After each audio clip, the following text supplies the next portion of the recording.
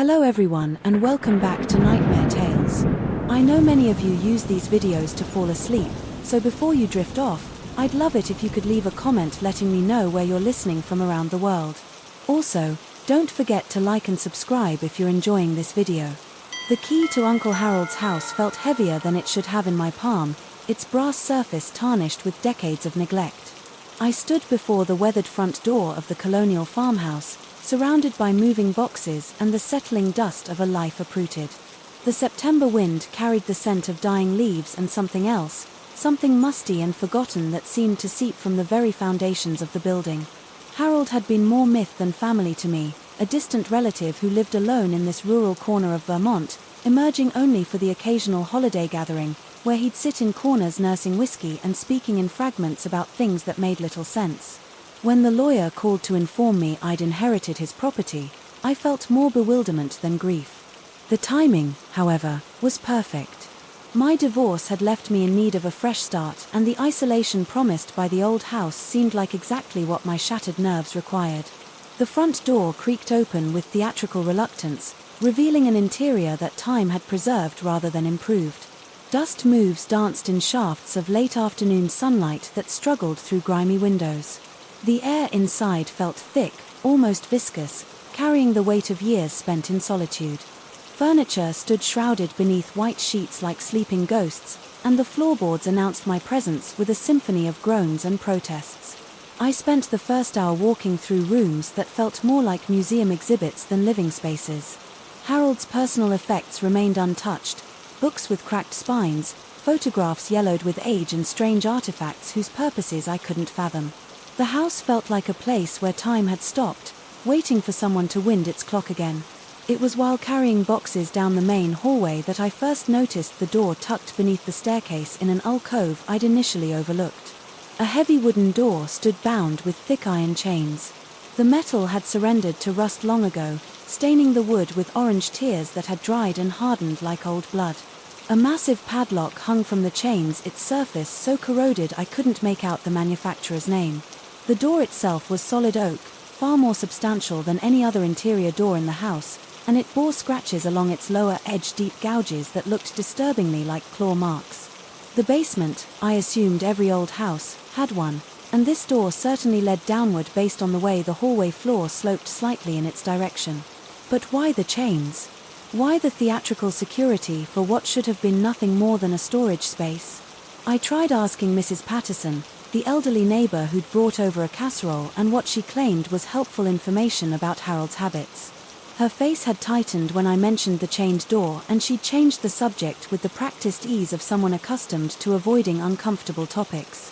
When I pressed her about Harold's eccentricities, she'd only muttered something about him having his reasons and that some things were better left undisturbed. The locksmith I called the next day proved equally unhelpful. A grizzled man named Frank, who'd apparently known Harold for decades, he took one look at the chains and shook his head. Harold had never given him a key, never asked for the lock to be changed or duplicated. Frank's exact words, delivered with a shrug that seemed forced, were that Harold had told him the door needed to stay closed for everyone's safety. That first night in the house, I told myself the sounds were just the building settling. Old houses made noise, pipes expanding and contracting, wooden beams shifting with temperature changes, small animals moving through walls. The sounds that drifted up from below were surely explainable, even if they seemed to follow a pattern that resembled desperate knocking rather than random settling. The rhythm was what unnerved me most. 3 rapid knocks followed by a pause, then 3 more. It would continue for several minutes, stop for an hour, then resume, always the same pattern, always with the same urgent intensity that made sleep elusive and peace impossible. By the 3rd night I'd convinced myself I was imagining things. Stress from the move, the lingering emotional trauma of my divorce, the isolation of country living. Any number of factors could explain why my mind was interpreting normal house sounds as something more sinister. I even went so far as to time the sounds with my watch, thinking I could prove to myself that they were random. Instead, I discovered they occurred with disturbing regularity, always beginning around midnight and continuing until dawn. The handprints appeared. On the 4th morning I'd awakened to sunlight streaming through unfamiliar windows, feeling more exhausted than when I'd gone to bed. The shower helped clear some of the fog from my mind, but nothing could have prepared me for what waited in the kitchen. On the wall beside the refrigerator, at roughly shoulder height, was the clear impression of a human hand. The mark wasn't painted or drawn. It was as if someone had pressed a wet palm against the white paint, leaving behind a stain that had dried to a sickly brown color. My first instinct was to look for a logical explanation. Had I touched the wall while carrying something dirty?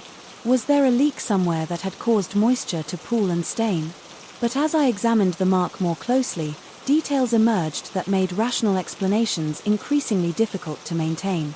The handprint was slightly larger than my own, with longer fingers and a broader palm.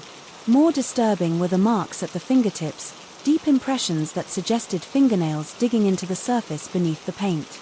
I scrubbed the wall with bleach and repainted it that same day. The next morning, the handprint had returned, this time accompanied by a second one higher up on the wall, as if someone had been climbing or reaching for something just out of grasp. The sounds from below grew more intense. What had begun as rhythmic knocking evolved into something that resembled frantic scratching, punctuated by thuds that shook the floorboards beneath my feet. I found myself avoiding the hallway near the chain door, taking routes through the house to reach different rooms.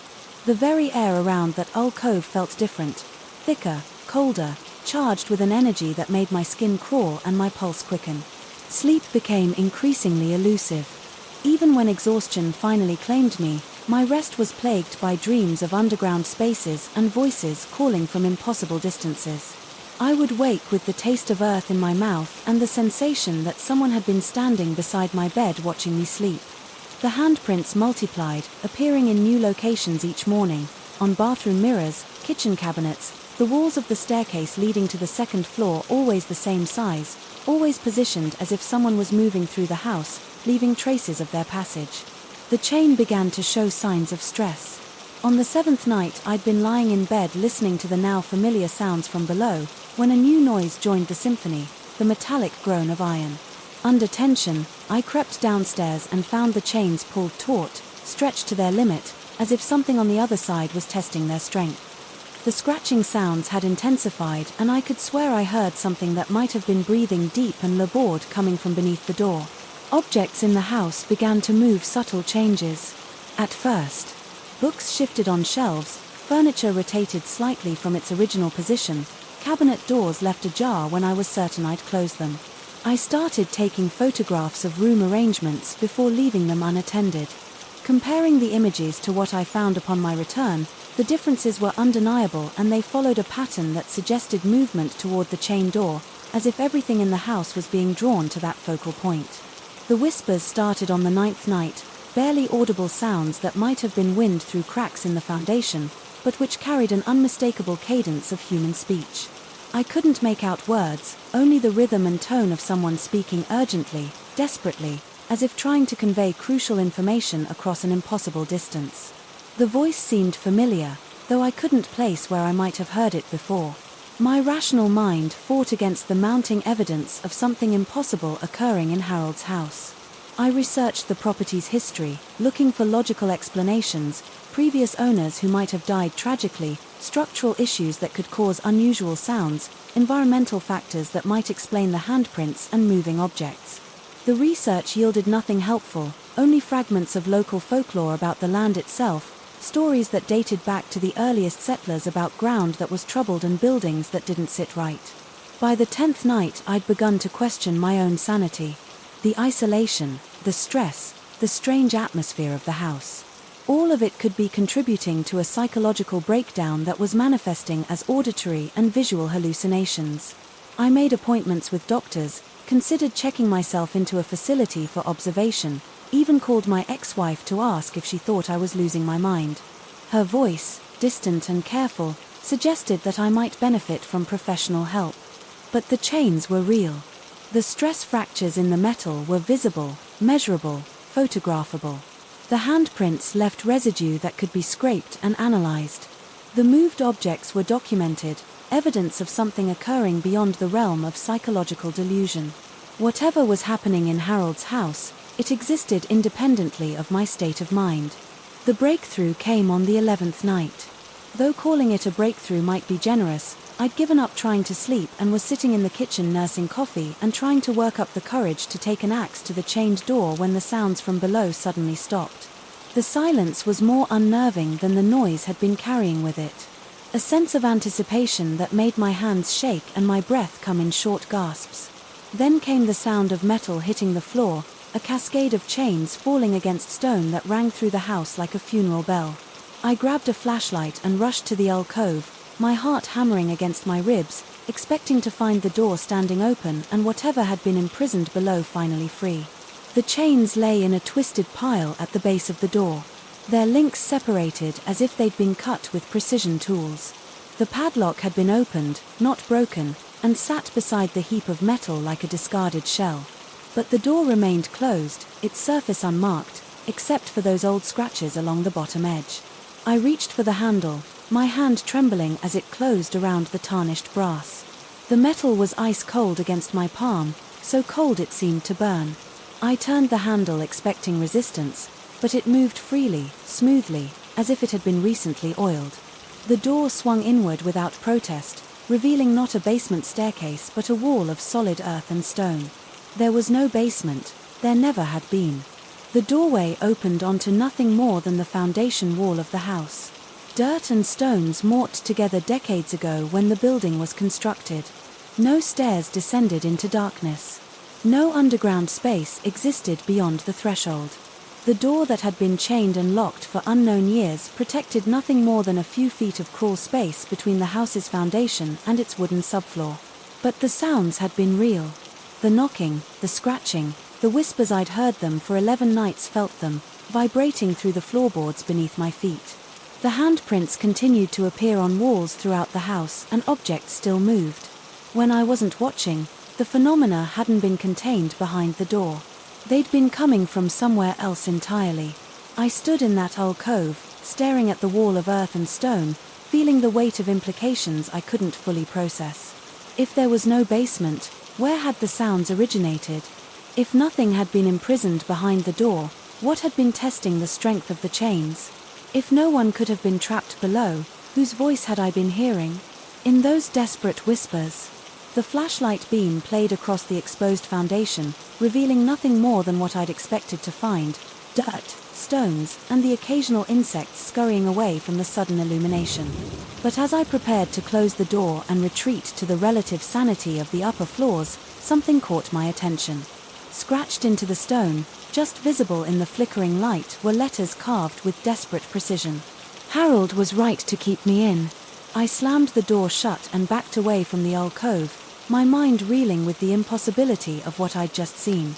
The message had been carved from inside the non-existent space, etched into stone by someone who couldn't have been there.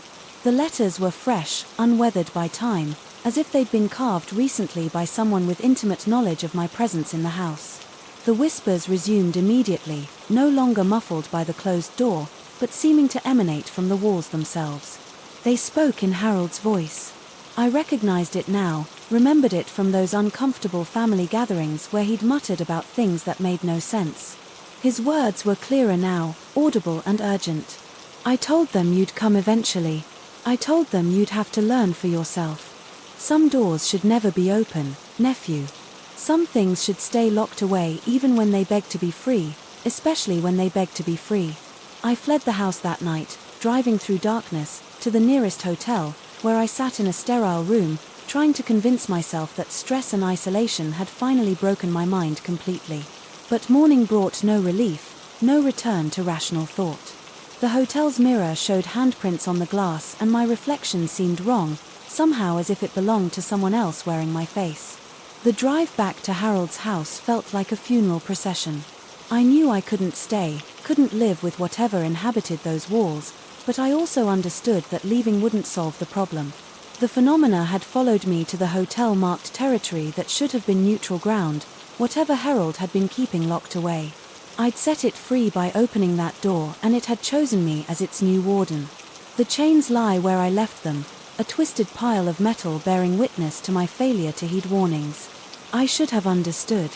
The door remains unlocked, though I lack the courage to open it again.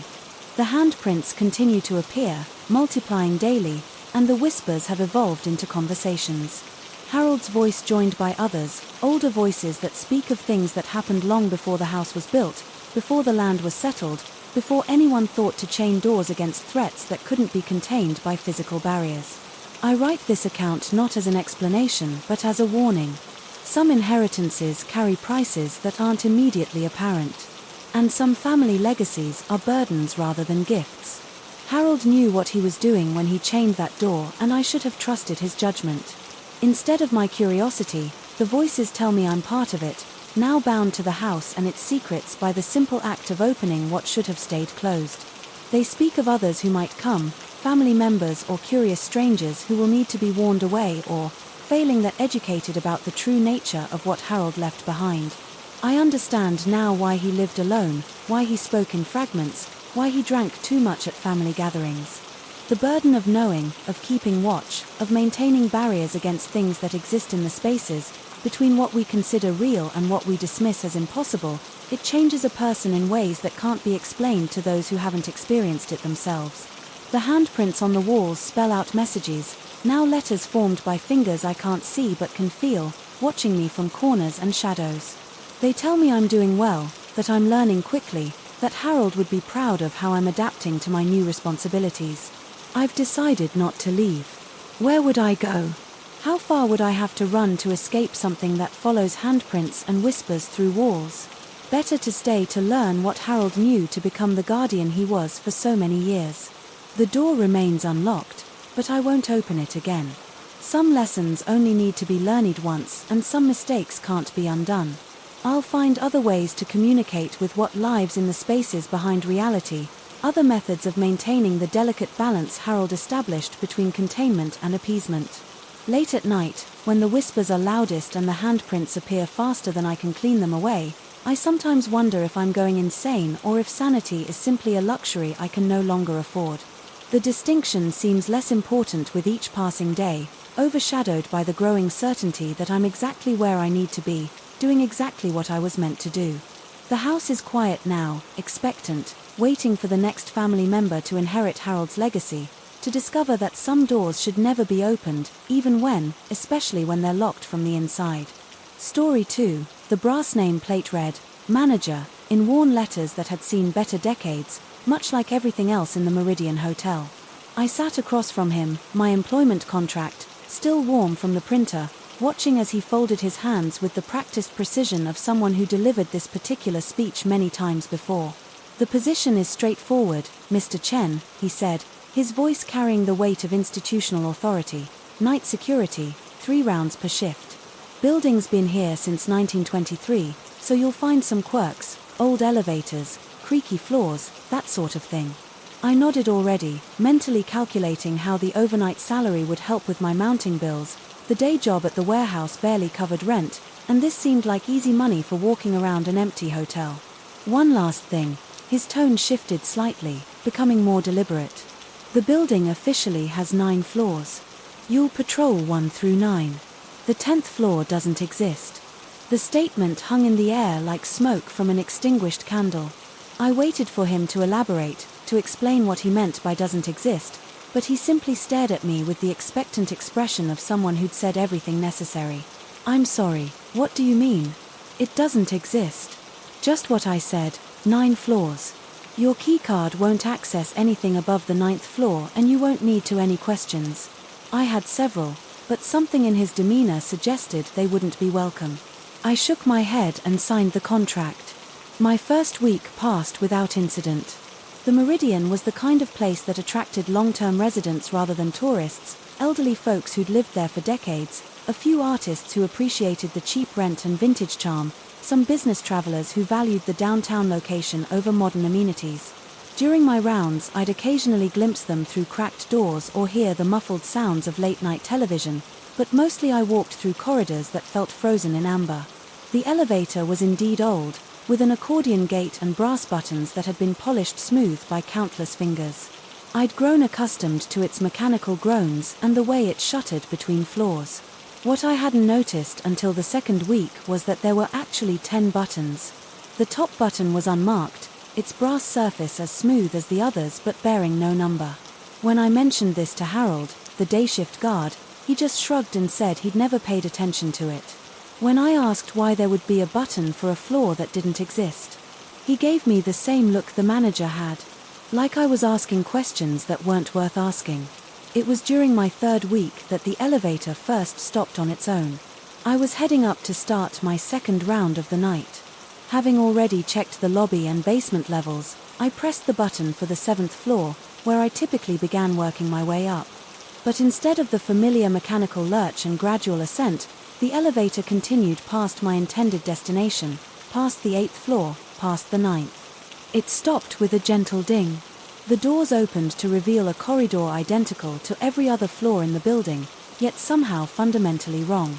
The wallpaper was the same faded burgundy floral pattern, the carpet the same threadbare burgundy runner, but the colors seemed muted as if viewed through tinted glass.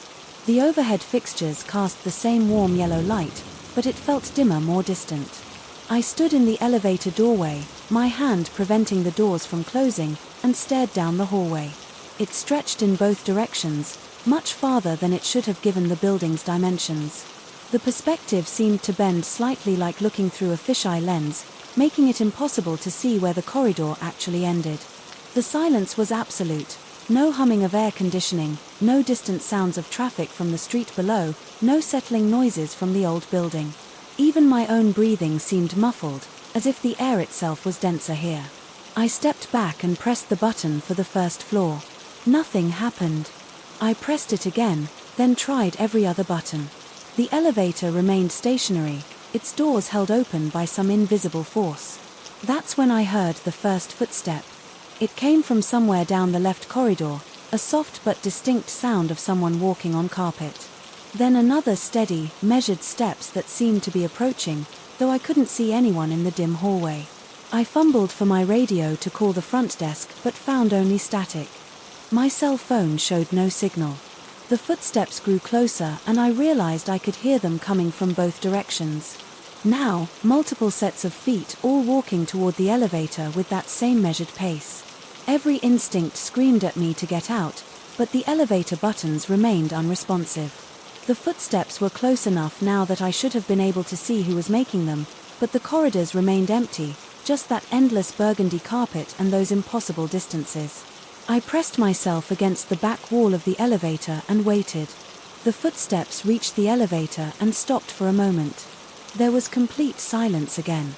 Then, very softly, I heard my name, Marcus.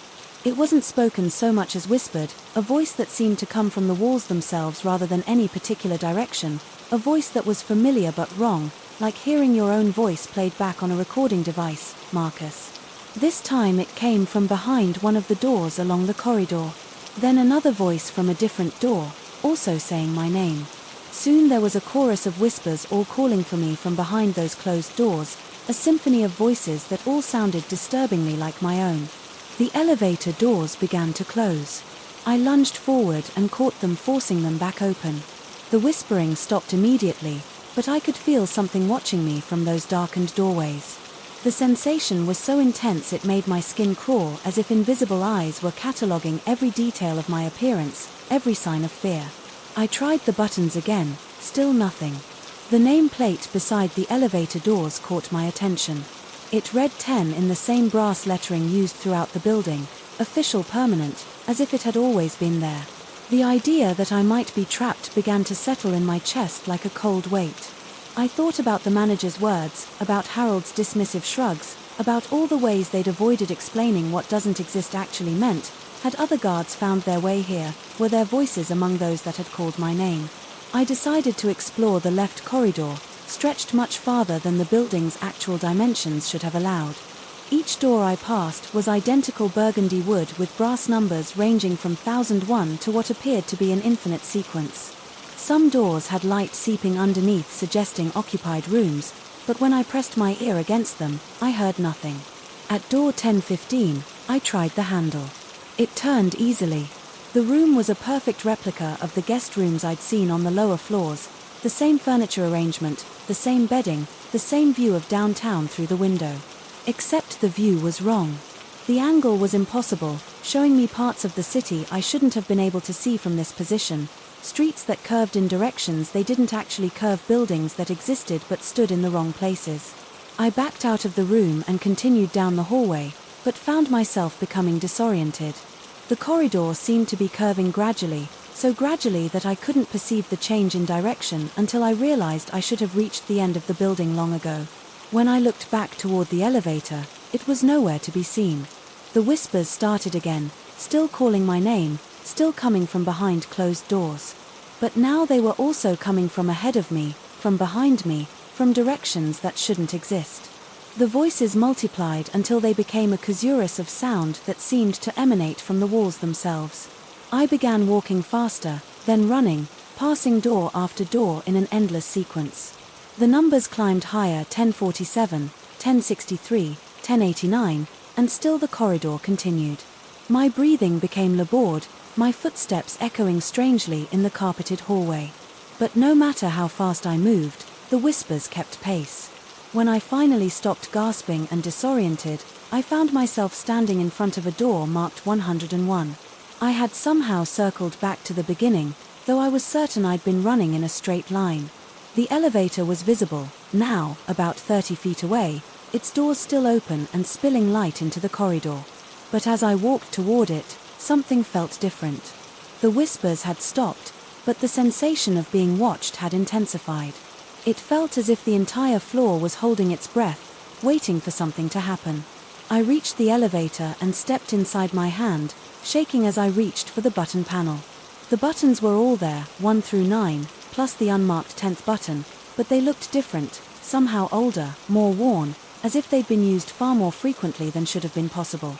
I pressed the button for the first floor and felt the elevator lurch into motion. The sensation of descent was normal, familiar, but when the doors opened I wasn't in the lobby. I was in another corridor identical to the one I just left. The nameplate beside the elevator read 10. My radio crackled to life with a burst of static. Then Harold's voice came through. Clearly, "Marcus, you there, just wanted to check if everything's okay on your rounds." I stared at the radio, trying to process the normality of his tone against the impossibility of my situation. When I replied, my voice sounded steadier than I felt. "Yeah, Harold, everything's fine. Just finishing up the second round.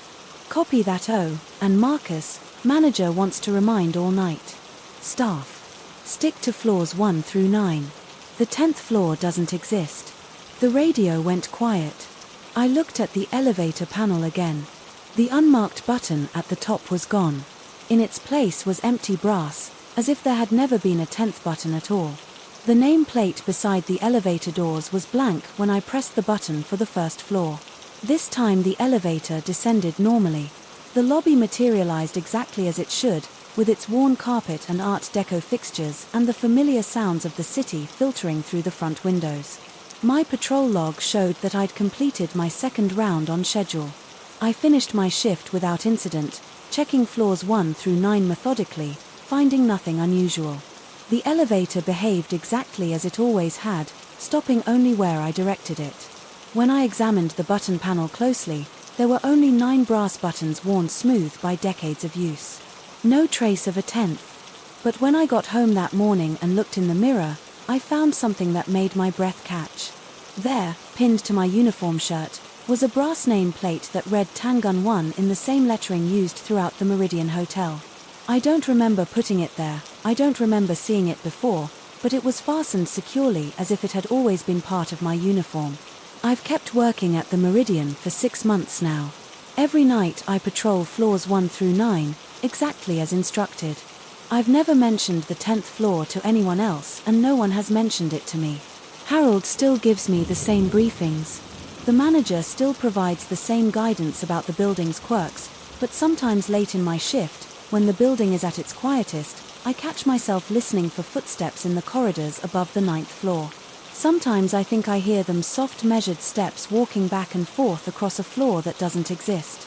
And sometimes, when I'm checking the upper floors, I notice that the elevator shutters slightly as it passes between the 9th and roof levels, as if there's something there that it has to navigate around. The nameplate is still pinned to my uniform. I've tried to remove it, but it won't come off. When I look at it closely, the number seems to change sometimes, 1001, 1015, 1063, 1089. Cycling through the room numbers, I remember from that impossible corridor yesterday I overheard the manager interviewing a new hire for the day shift, a young woman who seemed eager for the work, asking practical questions about pay schedules and break times. At the end of the interview, I heard him give her the same speech he'd given me. The building officially has 9 floors. You'll need to clean 1 through 9. The 10th floor doesn't exist. She asked what he meant by that, just as I had. He gave her the same expectant look, the same dismissive response. I wanted to warn her to tell her about the unmarked button in the endless corridors and the voices that whisper your name from behind closed doors. But what could I say? That sometimes the elevator goes to a floor that doesn't exist, that you can walk through impossible architecture and find your way back to exactly where you started. Who would believe that? And, more importantly, what proof do I have that any of it actually happened? The name plate on my uniform might mean nothing. Memory can play tricks, especially during long night shifts in an old building. The mind can manufacture experiences from fatigue and suggestion and the natural human tendency to find patterns where none exist. But tonight, as I prepare for another shift, I find myself wondering about the new hire. I wonder if she'll notice the unmarked button. I wonder if the elevator will take her where it isn't supposed to go. I wonder if, 6 months from now, she'll be the one standing in a corridor that stretches impossibly into the distance, listening to voices that know her name, trying to find her way back to an elevator that may or may not be where she left it. The 10th floor doesn't exist. The manager made that very clear, but then again neither do I. According to the hotel's official records, I checked my employment file was purged 3 months ago. There's no record of my being hired, no payroll information, no insurance documentation. When I asked Harold about it, he looked confused and said he'd never heard of anyone named Marcus Chen working at the hotel. Yet here I am preparing for another shift, wearing a uniform with a nameplate that won't come off, ready to patrol floors 1 through 9 of a building that may have more stories than it officially admits to, ready to avoid pressing buttons that may or may not exist. The 10th floor doesn't exist. I'm beginning to understand what that really means. Story 3. The cabin's listing had promised solitude and God knows I needed it. 3 months of deadlines, conference calls, and sleepless nights had carved hollow spaces beneath my eyes and turned my hands into trembling things that reached for coffee cups, with the desperation of a drowning man grasping for driftwood. The forest rental seemed perfect. 2 weeks of nothing but pine trees, mountain air, and blessed silence.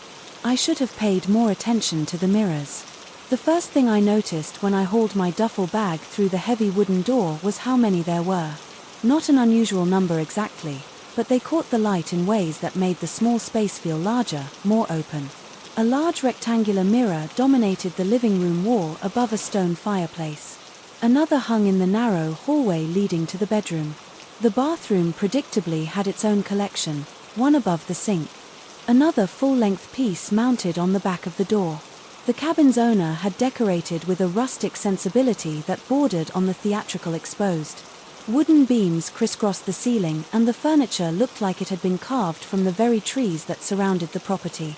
Everything smelled of cedar and decades of wood fires, with an underlying mustiness that spoke of isolation and infrequent use. I spent the first day unpacking and settling in, grateful for the absence of cell service and Wi-Fi. The silence felt thick, almost tangible, broken only by the occasional creak of settling wood and the distant whisper of wind through pine needles. By evening I had managed to start a fire and was working through a paperback thriller. When I first noticed something odd, I had gotten up to use the bathroom and as I washed my hands I glanced up at the mirror above the sink.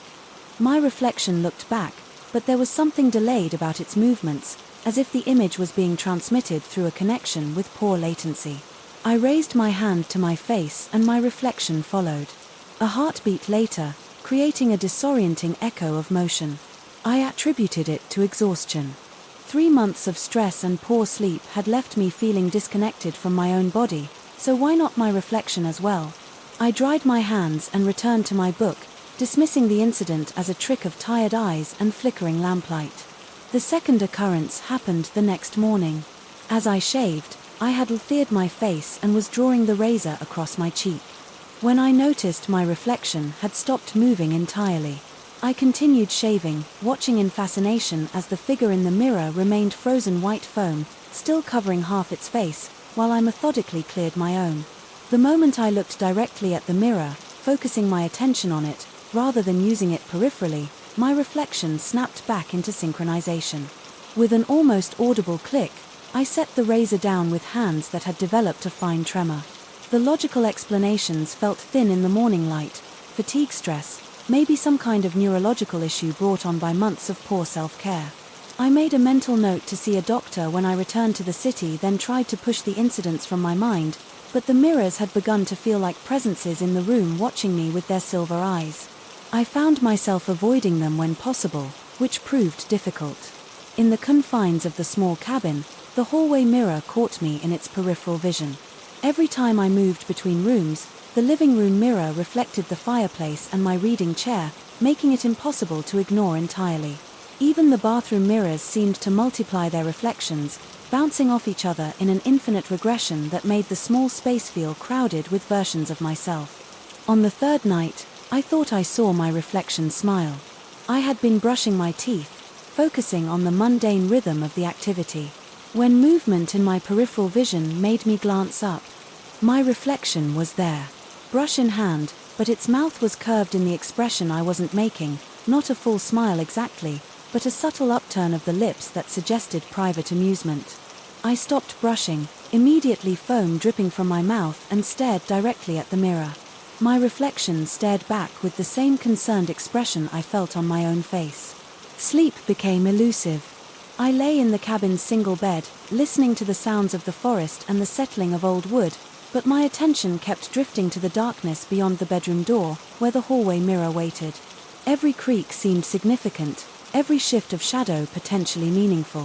When I finally did drift off, my dreams were filled with endless corridors lined with mirrors, each one reflecting something slightly different, creating a cacophony of variations on a theme. The fourth day brought a development that made rational explanation increasingly difficult. I had been making breakfast, moving between the small kitchen and the living area. When I caught sight of my reflection in the large mirror above the fireplace, I was standing in profile to it, scrambling eggs at the stove, but my reflection was facing directly forward, looking straight out of the mirror as if it could see me watching.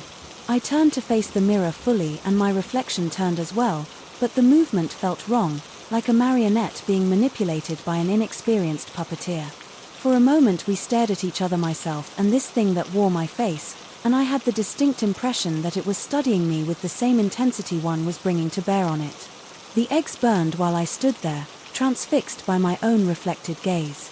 The smell of charring protein finally broke the spell, and when I turned back to the stove, I could feel the weight of observation from behind me, as if my reflection continued to watch, even when I wasn't looking. That evening I considered leaving. The rational part of my mind insisted that I was experiencing some kind of breakdown, a psychological fracture brought on by stress and isolation, but another part, a deeper and more primitive part, whispered that leaving might not solve the problem. If the issue was with me, with my perception or my sanity, then I would simply carry it back to the city. At least here, in isolation, I could observe and understand what was happening without the added complexity of other people. I decided to stay and document what I experienced. If I was having a breakdown, at least I could provide detailed notes for whatever medical professional would eventually treat me.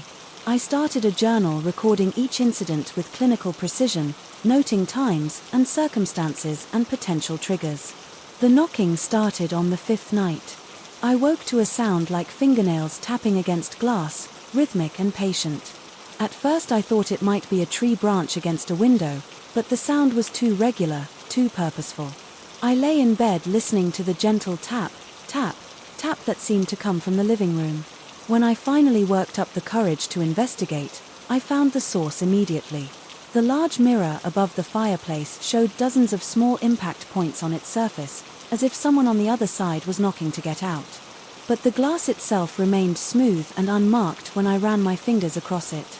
The knocking continued throughout the night, sometimes soft and almost pleading, other times sharp and demanding. I tried covering the mirror with a blanket, but the sound continued unabated. Eventually, I retreated to the bedroom and stuffed pillows over my ears, but even then I could feel the vibrations through the cabin's wooden frame. Morning brought a new horror. The mirror had developed a crack, a thin line that ran from the upper left corner toward the center, but the crack appeared to be on the inside surface of the glass, as if something within the reflection had struck it hard enough to damage the silver backing.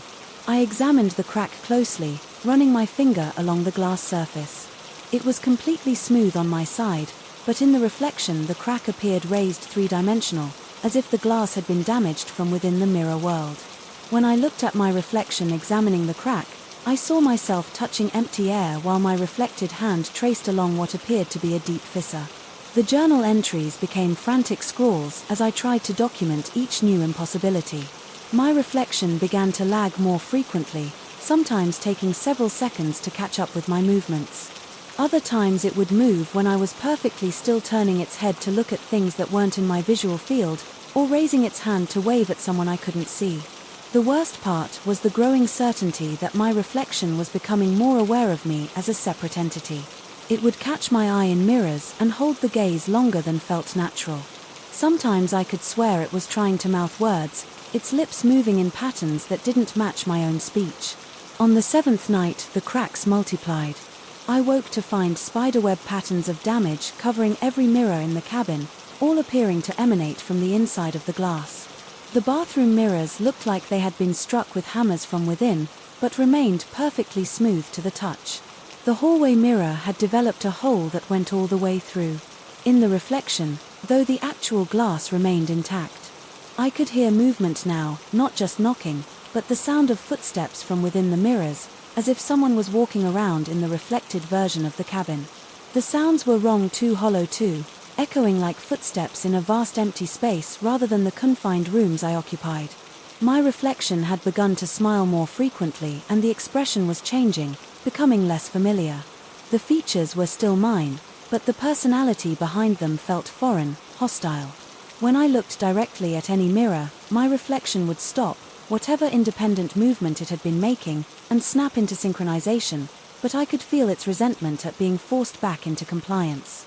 Sleep became impossible. I spent my night sitting in the living room chair, facing away from all mirrors, listening to the sounds of another version of myself moving through a parallel cabin just beyond the glass. Sometimes I heard drawers opening and closing or the creak of floorboards in patterns that didn't match my own movements. Once, I swear, I heard my own voice humming a tune I didn't recognize.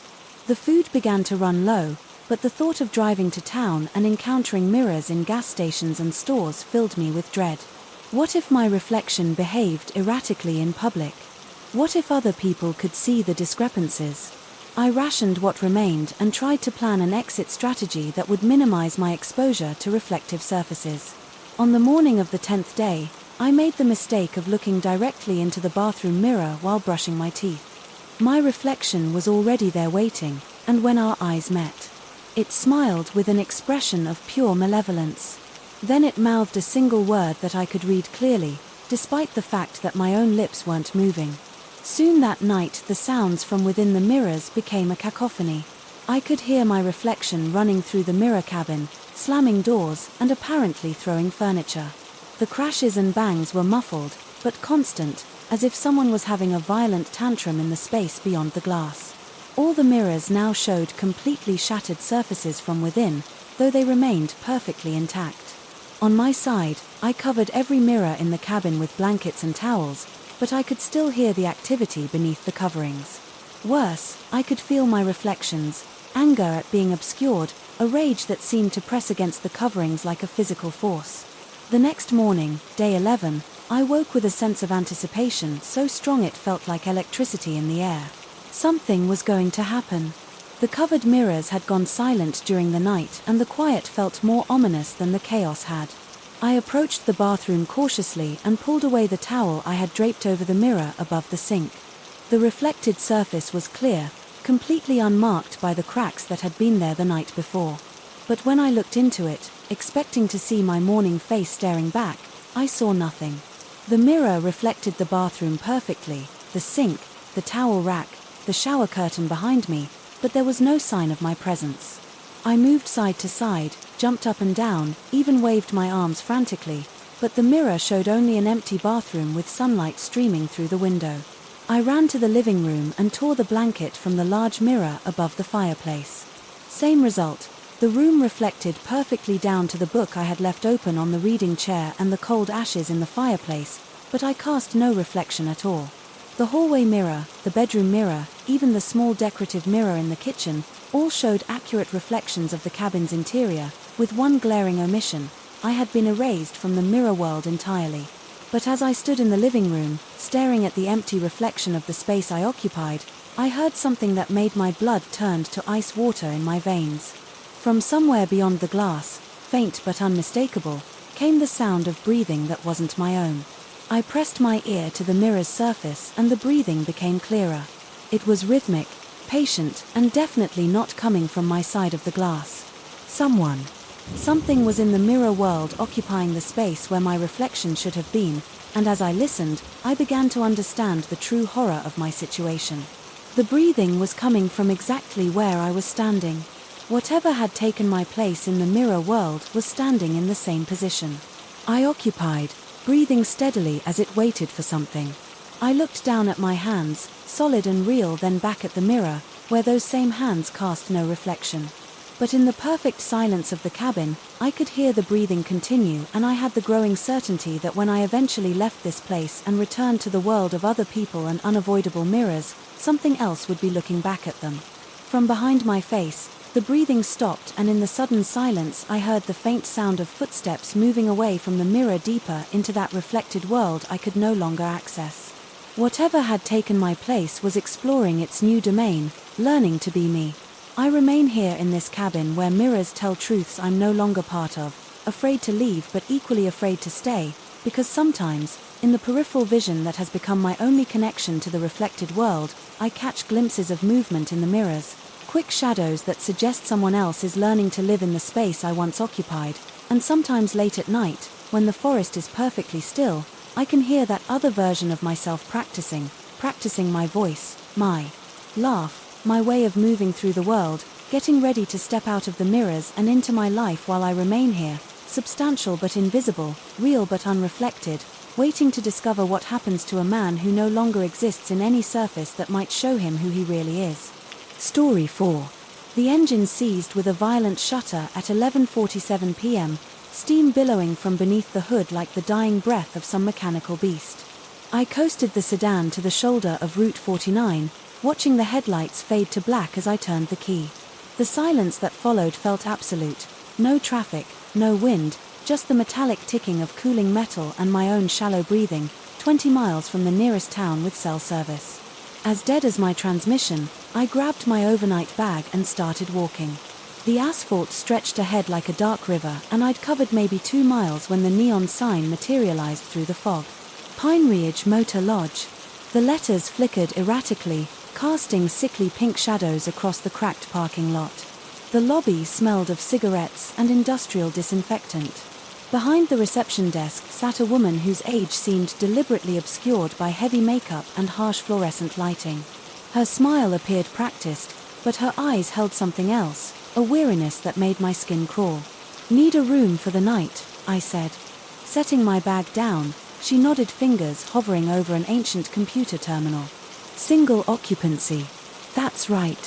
Her typing stopped.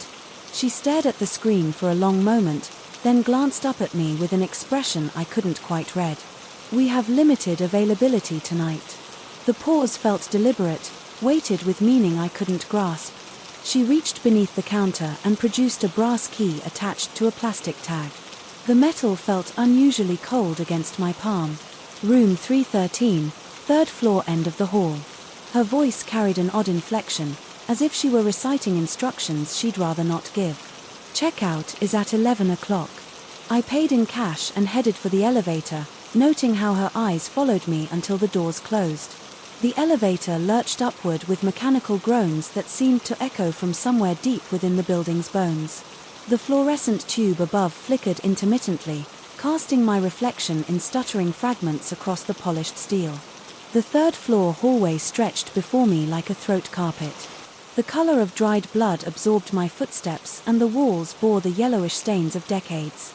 Room numbers marked each door in tarnished brass: 301, 303, 305. I walked the length of the corridor counting doors, but the numbers seemed wrong, somehow: 307, 309, 311. And then, at the very end, impossibly close to the emergency exit, stood a door marked 313. The key turned with surprising ease, but the door itself resisted, as if the wood had swollen in its frame.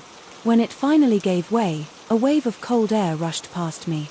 Not the artificial chill of air conditioning, but something deeper, more organic. It carried scents I couldn't identify. Old paper, metal, polish, and underneath it all something faintly sweet and cloying. I fumbled for the light switch and the room revealed itself in harsh detail. Standard motel, fair double bed with a burgundy comforter, pressboard dresser, small table with 2 chairs. But the walls drew my attention immediately. Deep gouges scarred the paint. Too deliberate to be accidental damage. Too organic to be decorative. They formed no pattern I could recognize. Yet something about their arrangement suggested intentionality, as if someone had been trying to communicate through destruction. I set my bag on the dresser and moved closer to examine the marks.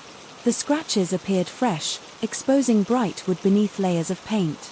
Some ran horizontally, others vertically, but a few curved in ways that made my eyes water when I tried to follow their path. I reached out to touch one, then jerked my hand back. The wood felt warm.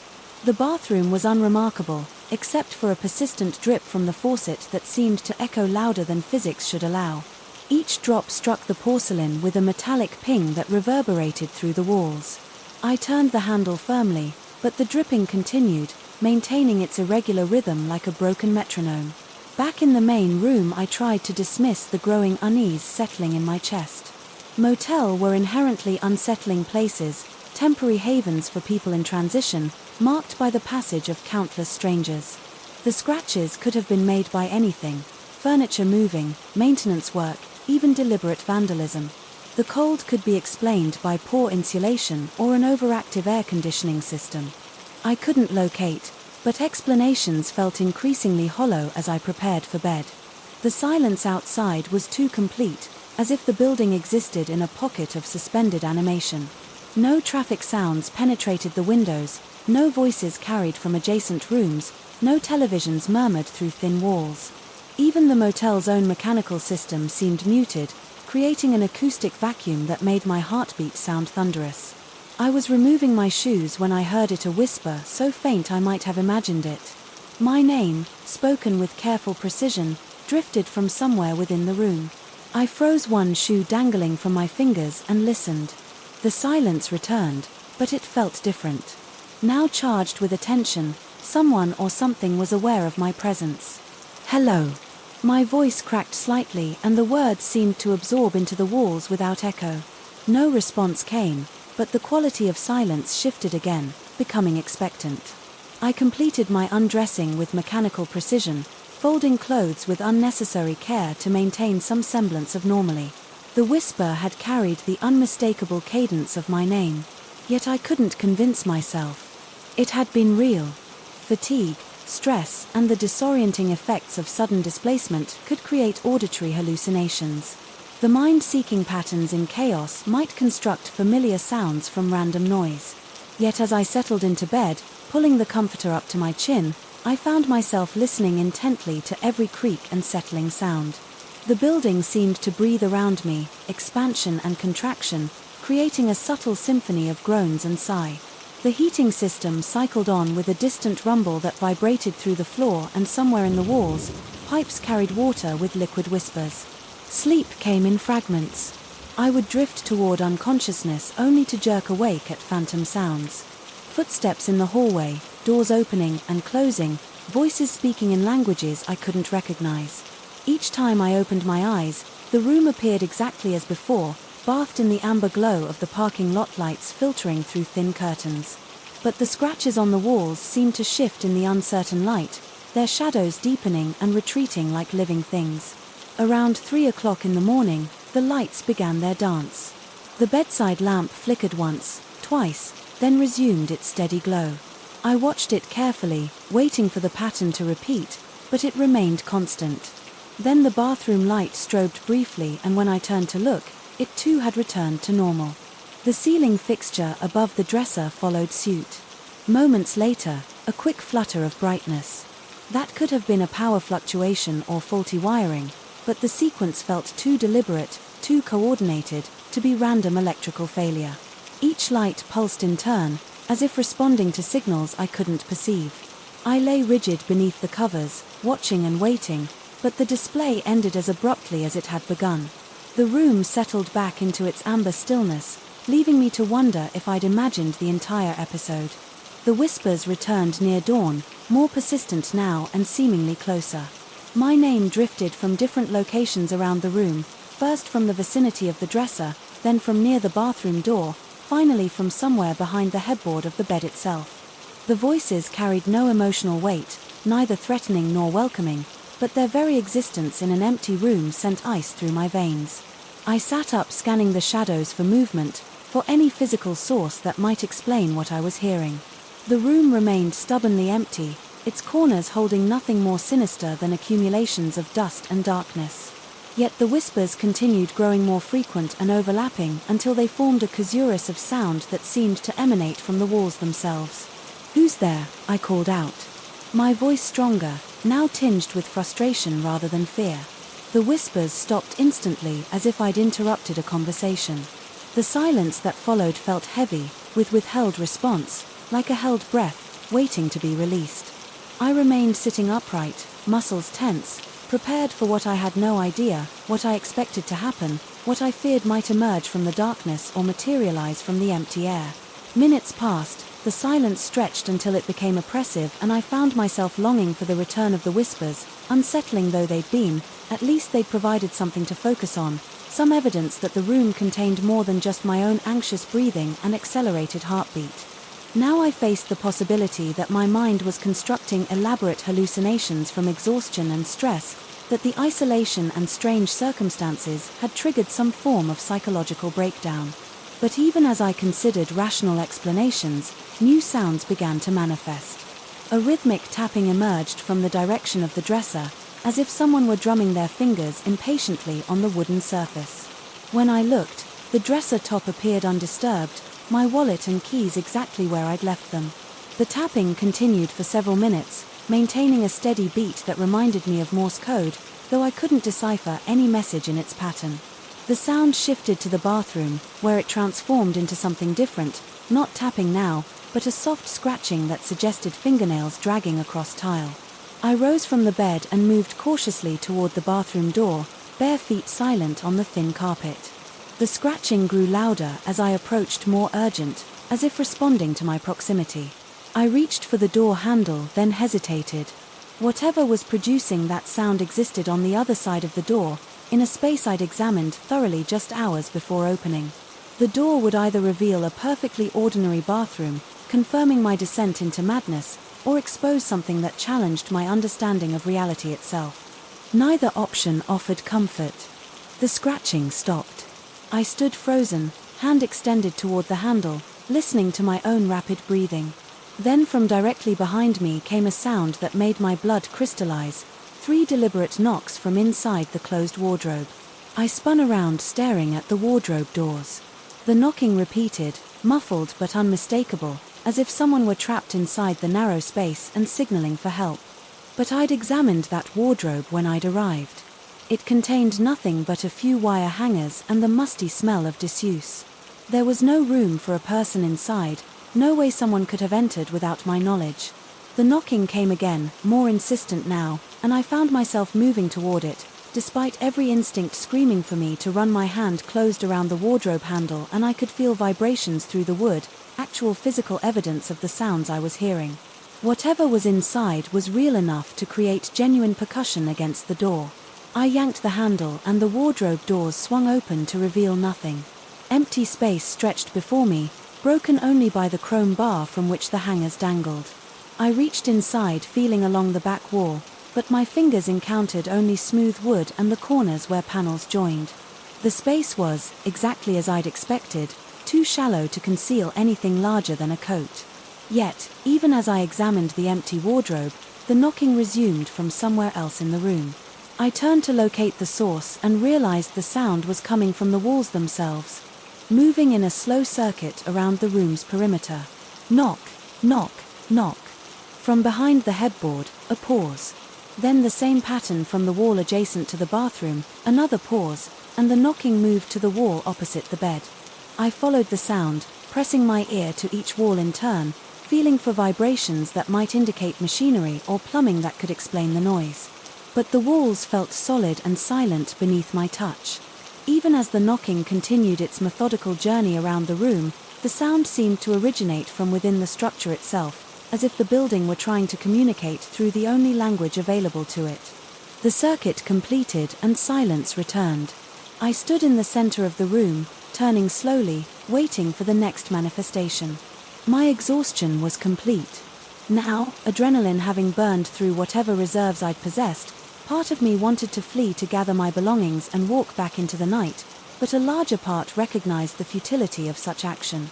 Whatever was happening here, whether supernatural phenomenon or psychological breakdown, would follow me wherever I went. The first hint of dawn began to seep through the curtains, painting the room in shades of gray rather than amber. In the growing light, details became clearer and I noticed something that made my mouth go dry. The scratches on the walls had changed. New marks had appeared during the night, carved into the paint with the same deliberate precision as the others. But these scratches formed letters crudely rendered but unmistakably intentional. Welcome home. The word stretched across the wall above the dresser and jagged capitals, the wood beneath, showing pale and fresh. I approached them with numb fascination, running my fingers along their edges. The cuts were deep, requiring considerable force to create, yet I'd heard no scraping or gouging sounds during the night. They'd appeared silently, materializing like stigmata in the painted surface. Below the words, smaller scratches formed what might have been a date, though the numbers were unclear: 2019, 2009. The marks were too irregular to read with certainty, but they suggested previous occupancy. Other visitors who'd experienced what I was experiencing now, who'd felt compelled to leave their mark on this impossible room. I was examining the date more closely when the whispers returned, but these carried a different quality. Multiple voices spoke simultaneously, creating a chorus of sound that filled the room with overlapping syllables. Some voices sounded recent, others carried the hollow quality of old recordings, as if they were echoes from different periods of time. They spoke my name repeatedly, but underneath the familiar word, I caught fragments of other names, other words, pieces of conversations that spanned years or decades. The voices grew louder, more insistent, until they formed a wall of sound that pressed against my eardrums. I covered my ears, but the whispers seemed to come from inside my head, now bypassing my hearing entirely and speaking directly to whatever part of the brain processed language. They told me things, fragments of stories, glimpses of other nights in this room, experiences that mirrored my own but featured different travelers, different circumstances. A businessman whose car had broken down in 1987. A college student driving cross-country in 1994. A retired teacher visiting grandchildren in 2003. Each had found their way to this room. Each had experienced the whispers and lights and knocking. Each had left their mark on the walls before departing with the sunrise. The room collected us, the voices explained, gathering our fear and confusion like a battery storing energy. But collecting us for what purpose? The whispers offered no explanation, only the certainty that I'd joined a long line of temporary residents, all of whom had served some function in the room's mysterious agenda. We were fuel, they suggested, or perhaps entertainment. The room fed on our terror, sustaining itself through the emotions we provided during our brief stays. The revelation should have been terrifying, but exhaustion had numbed my capacity for fear. I listened to the voices with detached fascination, accepting their explanation as readily as I might accept a weather report. The room existed outside normal space, they told me, occupying a pocket of reality that intersected with our world. Only occasionally, the motel provided a perfect gateway, a place where people expected to feel displaced and uncomfortable, where strange experiences could be dismissed as the natural consequence of sleeping in an unfamiliar environment. Checkout time approached with mechanical inevitability. At 10:45, I gathered my belongings and prepared to leave, noting how the room had already begun to feel less oppressive. The whispers had faded to background murmurs, the walls had resumed their ordinary appearance, and the scratches seemed to be healing themselves, paint flowing like slow liquid to cover the exposed wood. I left the key on the dresser and walked to the door, pausing for one final look at the space that had contained my strangest night. It appeared completely normal. Now just another anonymous motel room with cheap furniture and yellowing walls. Nothing remained to suggest the experiences of the past 8 hours, no evidence that anything unusual had occurred. The elevator descended with the same mechanical groans as before, but the sound no longer seemed ominous. In the lobby, the woman behind the reception desk smiled with genuine warmth, as if seeing me for the first time. "I hope you slept well," she said. "Fine, thank you." I started toward the exit, then turned back the room. "I stayed in 30. How long has it been part of the motel?" Her smile faltered slightly. "I'm sorry, I don't understand room 313, third floor end of the hall." She reached for a building schematic, taped to the wall behind her, scanning it with growing confusion. "Sir, our third floor only has rooms 301 through 311. We don't have a room 313. The schematic was clear and detailed, showing the building's layout with precise accuracy. The third floor ended with room 311, followed immediately by the emergency exit. There was no space for additional rooms, no architectural possibility for the room I'd occupied. I stared at the diagram, then at the woman's puzzled expression, feeling the last threads of rational thought beginning to unravel. "But I have the key. You gave me the key last night." "I'm sorry, sir, but I wasn't working last night. My shift started at 7. This morning," she gestured to a different woman emerging from a back office. "Patricia was here overnight. Perhaps she can help you." Patricia approached with the harried expression of someone finishing a long shift. "Is there a problem? This gentleman is asking about room 313. The morning clerk explained. Patricia's face went blank. The same carefully neutral expression I'd seen on the woman who checked me in. "I'm afraid there's been some confusion. We don't have a room 313. But her eyes told a different story. They held recognition, understanding, and something that might have been pity. She knew about the room, knew about the night I'd spent there, but she would never acknowledge its existence. The motel operated according to rules. I couldn't comprehend maintaining the fiction of normally while harboring impossible spaces that collected travelers like myself. I left without further argument, walking out into the morning sunlight that felt thin and inadequate after the thick darkness of room 313. My car sat where I'd abandoned it, but when I turned the key the engine started immediately. No steam rose from beneath the hood. No warning lights flickered on the dashboard. The mechanical failure that had stranded me the night before had vanished as completely as the room itself. As I drove away, I found myself checking the rear view mirror compulsively, watching the Pine Ridge Motor Lodge shrink into the distance. The building looked ordinary in daylight, just another roadside accommodation with peeling paint and a flickering neon sign. But I knew I'd return someday, drawn by the same forces that had brought me there initially. The room would be waiting, existing in the spaces between spaces, ready to collect another night of fear and confusion. The voices had made that much clear. We always returned. Room 313 never stayed empty for long. 3 months later I found myself taking the same route for a business trip. I told myself it was coincidence that the highway offered the most direct path to my destination. But when my engine began to sputter near mile marker 47, I knew better. I coasted to the shoulder, watching the steam rise, and started walking toward the distant glow of neon. The Pine Ridge Motor Lodge materialized through the evening mist exactly as before its sign, flickering the same erratic welcome. Behind the reception desk sat a different woman, but her smile carried the same practiced warmth, the same underlying weariness. She hesitated when I requested a room, fingers hovering over the terminal. "We have limited availability tonight," she said, finally reaching for a brass key that felt cold against my palm. "Room 313. Third floor, end of the hall." I climbed the stairs, this time avoiding the elevator's mechanical groans. The hallway stretched before me like a familiar throat, and I walked its length counting doors until I reached the impossible room.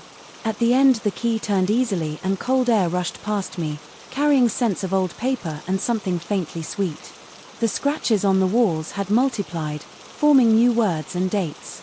"Welcome back," joined the earlier message carved in fresh wood above the dresser. Below it, other travelers had left their marks, names, and years stretching back decades, a guest registry written in desperation and resignation. I added my own contribution with the key, gouging my initials and the date into the paint. The metal cut through the surface, easily exposing bright wood beneath. When I finished, the scratches seemed to glow briefly before settling into the familiar pattern of shadows. The whispers began almost immediately, welcoming me home. Story 5. The rain began as a whisper against the leaves, then grew into something more insistent, more demanding. I should have turned back when the first drops hit my forehead, should have listened to that primal voice warning me that these mountains held secrets best left undisturbed. But the trail had already claimed too much of my evening, and the thought of retracing those winding miles in complete darkness seemed worse than pressing forward. My headlamp carved a narrow cone through the blackness, illuminating nothing but wet stone and the occasional flash of animal eyes that vanished the moment I focused on them. The GPS on my phone had lost signal an hour ago, leaving me with only the faded trail markers and an increasingly unreliable sense of direction. Each step felt heavier than the last, my boots squelching through mud that seemed to grab at my ankles with deliberate malice. That's when I saw it.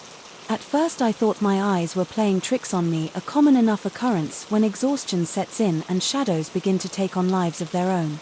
But as I blinked away, the rainwater streaming down my face, the structure remained stubbornly real, a cabin nestled between two massive pine trees like it had grown there. Naturally, its windows glowing with the warm amber light of an oil lamp. It wasn't on my map. I knew this trail well enough to be certain of that. In 3 years of hiking these mountains, I'd never seen so much as a lean-to shelter in this particular stretch of wilderness. Yet here it stood, weathered wood and crooked chimney, smoking gently into the storm-torn sky, as if it had been waiting for me, all along.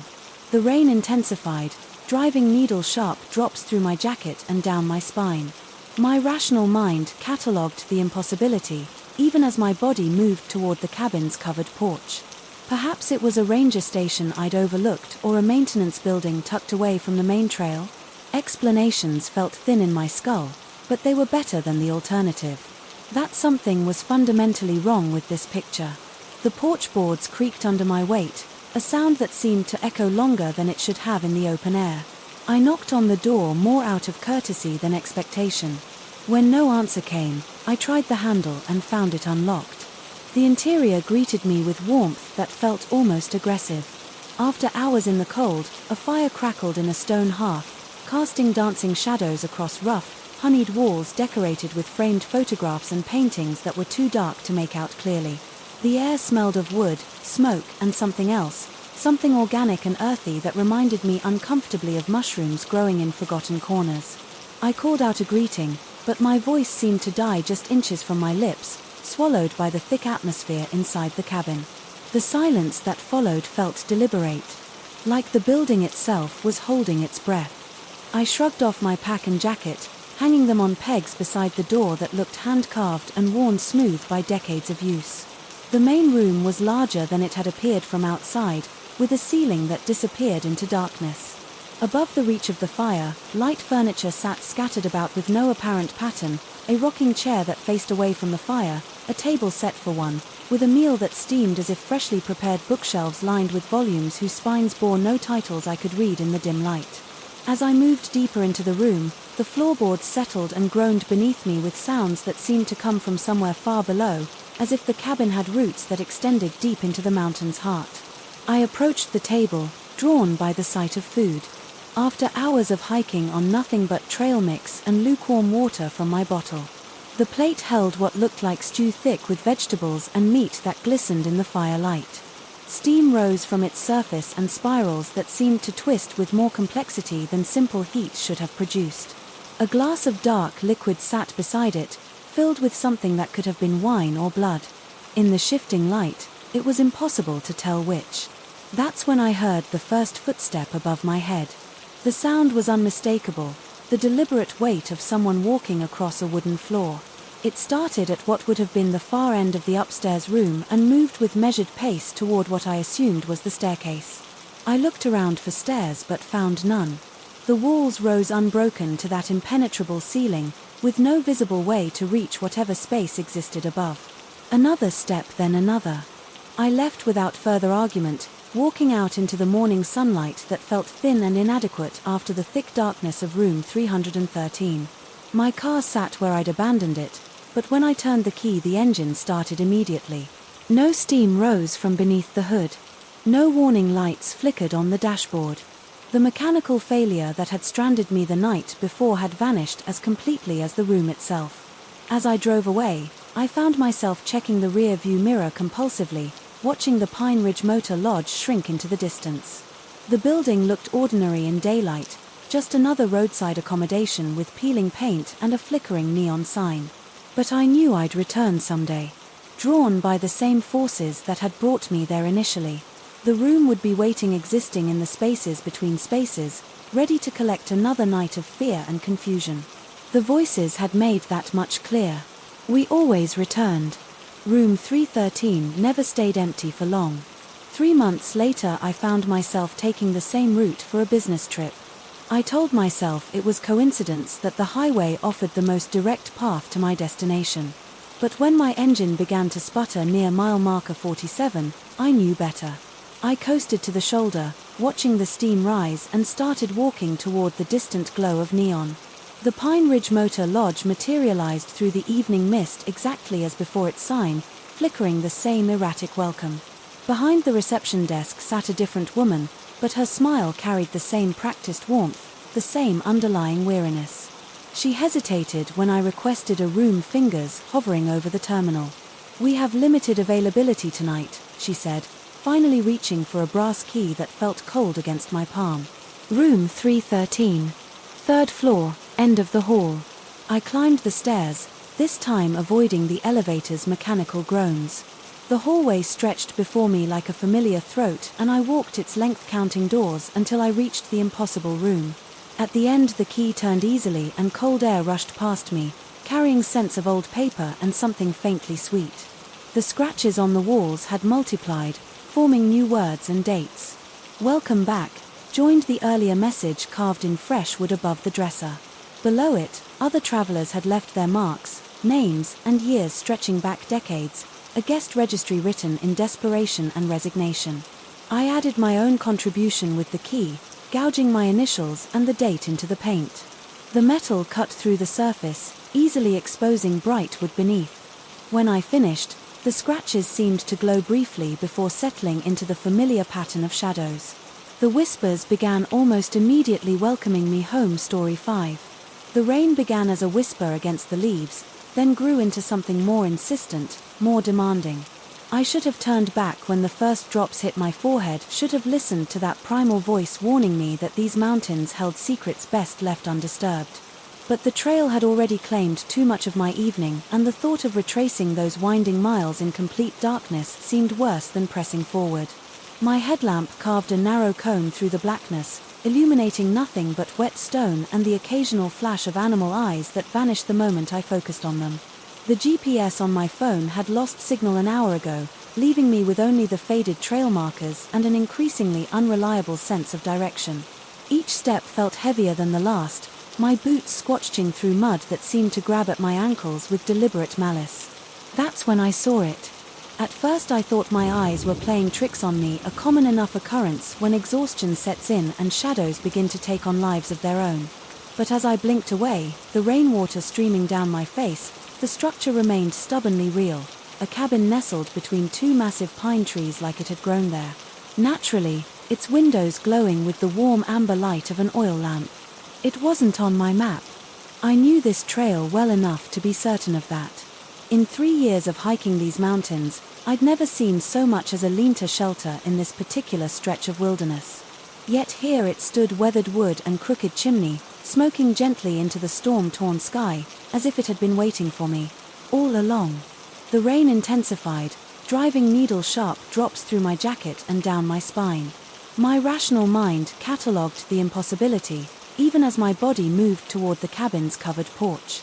Perhaps it was a ranger station I'd overlooked or a maintenance building tucked away from the main trail. Explanations felt thin in my skull, but they were better than the alternative. That something was fundamentally wrong with this picture. The porch boards creaked under my weight, a sound that seemed to echo longer than it should have in the open air. I knocked on the door more out of courtesy than expectation. When no answer came, I tried the handle and found it unlocked. The interior greeted me with warmth that felt almost aggressive.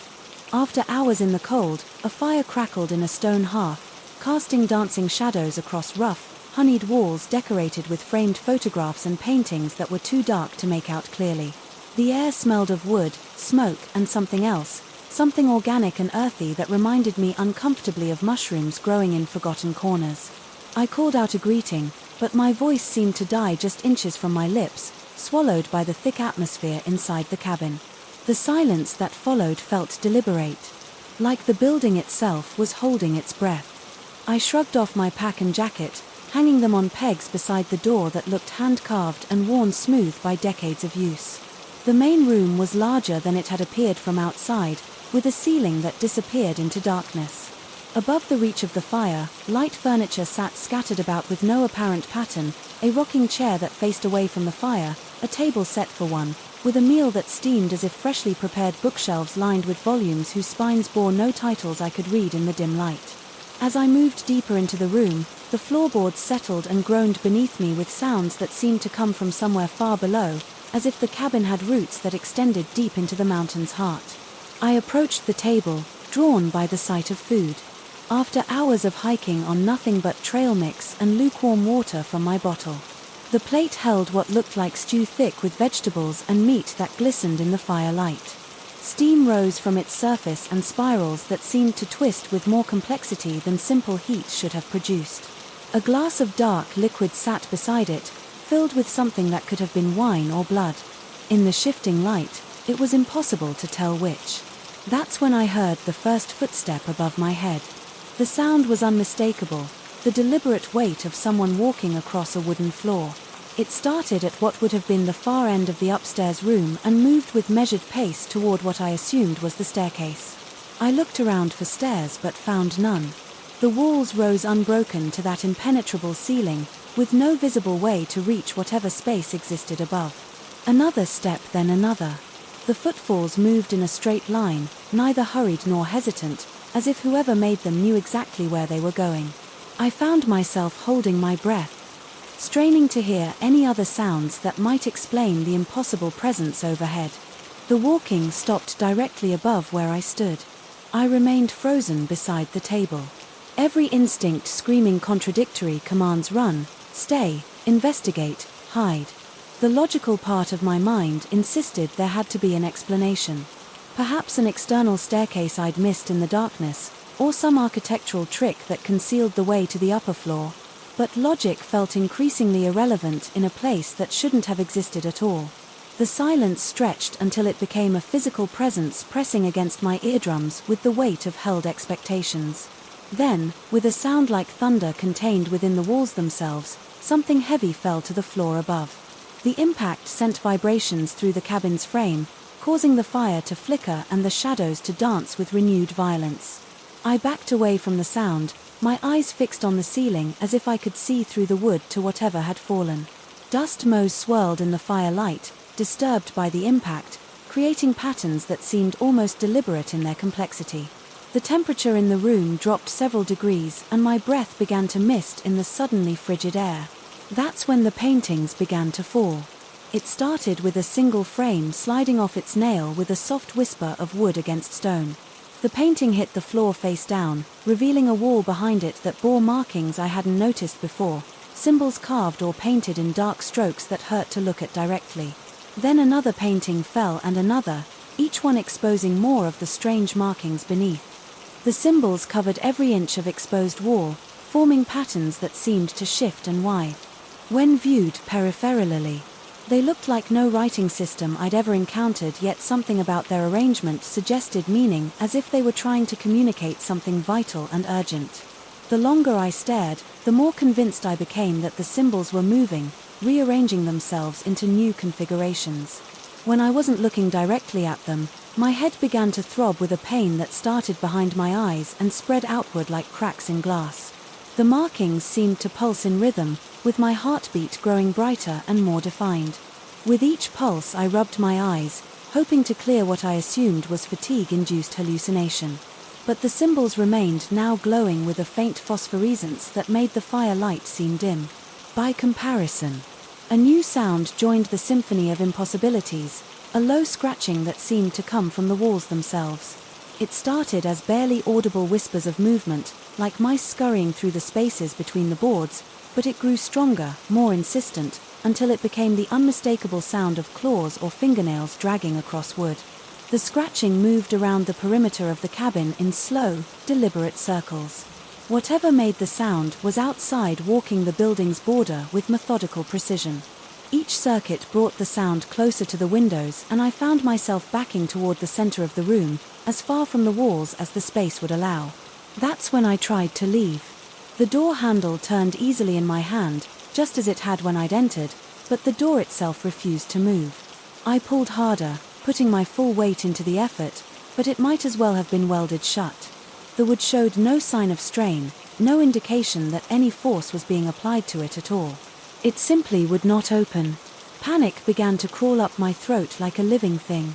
I moved to the windows, hoping to find another way out, but they were covered with shutters that wouldn't budge. Despite my increasingly frantic efforts, the scratching outside continued its measured circuit, occasionally pausing directly outside whatever window I was trying to open, as if whatever made the sound was aware of my attempts to escape. The cabin began to fill with fog. It started as wisps curling in from corners. I couldn't see thin tendrils that seemed to seep through the walls themselves rather than entering through any visible opening. The mist was warm and carried that same organic smell I'd noticed when I first entered, but stronger now, almost overwhelming in its intensity. It tasted of earth and decay, of things that grew in darkness and fed on forgotten secrets. As the fog thickened, the symbols on the walls became harder to see, though I could still sense their presence like pressure against my skin. The fire continued to burn, but its light seemed increasingly irrelevant. Swallowed by the growing opacity of the air, soon I could barely see my own hands when I held them out in front of me. The footsteps upstairs resumed, but now they seemed to come from multiple sources. What had been one measured walker became two, then three, then so many that individual steps became impossible to distinguish. The ceiling groaned under the weight of whatever moved above, and I began to worry that the entire structure might collapse under the burden of its impossible occupants. Something brushed against my arm. I spun around, hands outstretched, but found nothing solid in the thickening mist. The touch had been light, almost gentle, like fingers trailing across fabric, but it left behind a sensation of cold that seeped through my sleeve and into my skin, spreading up my arm like ice water in my veins. More touches followed, a hand against my back, fingers in my hair, palms pressed flat against my chest. Each contact was brief and soft, but they left me feeling violated in ways I couldn't articulate. The touches came from all directions, as if I were surrounded by a crowd of invisible figures, all reaching out to explore this unexpected visitor to their domain. I stumbled through the fog, arms windmilling, wildly, trying to reach the door or a window or anything that might offer escape. But the cabin seemed to have expanded in the mist, stretching beyond its original dimensions into something vast and maze-like.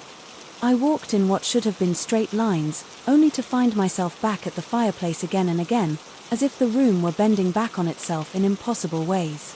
The voices started as whispers, so quiet. I thought they might be the wind, but there was no wind inside the cabin, and the sounds were too regular, too much like speech to be anything natural. They spoke in a language I didn't recognize, words that seemed to be made of breath and shadow rather than any human tongue. Yet somehow, impossibly, I began to understand fragments of what they were saying.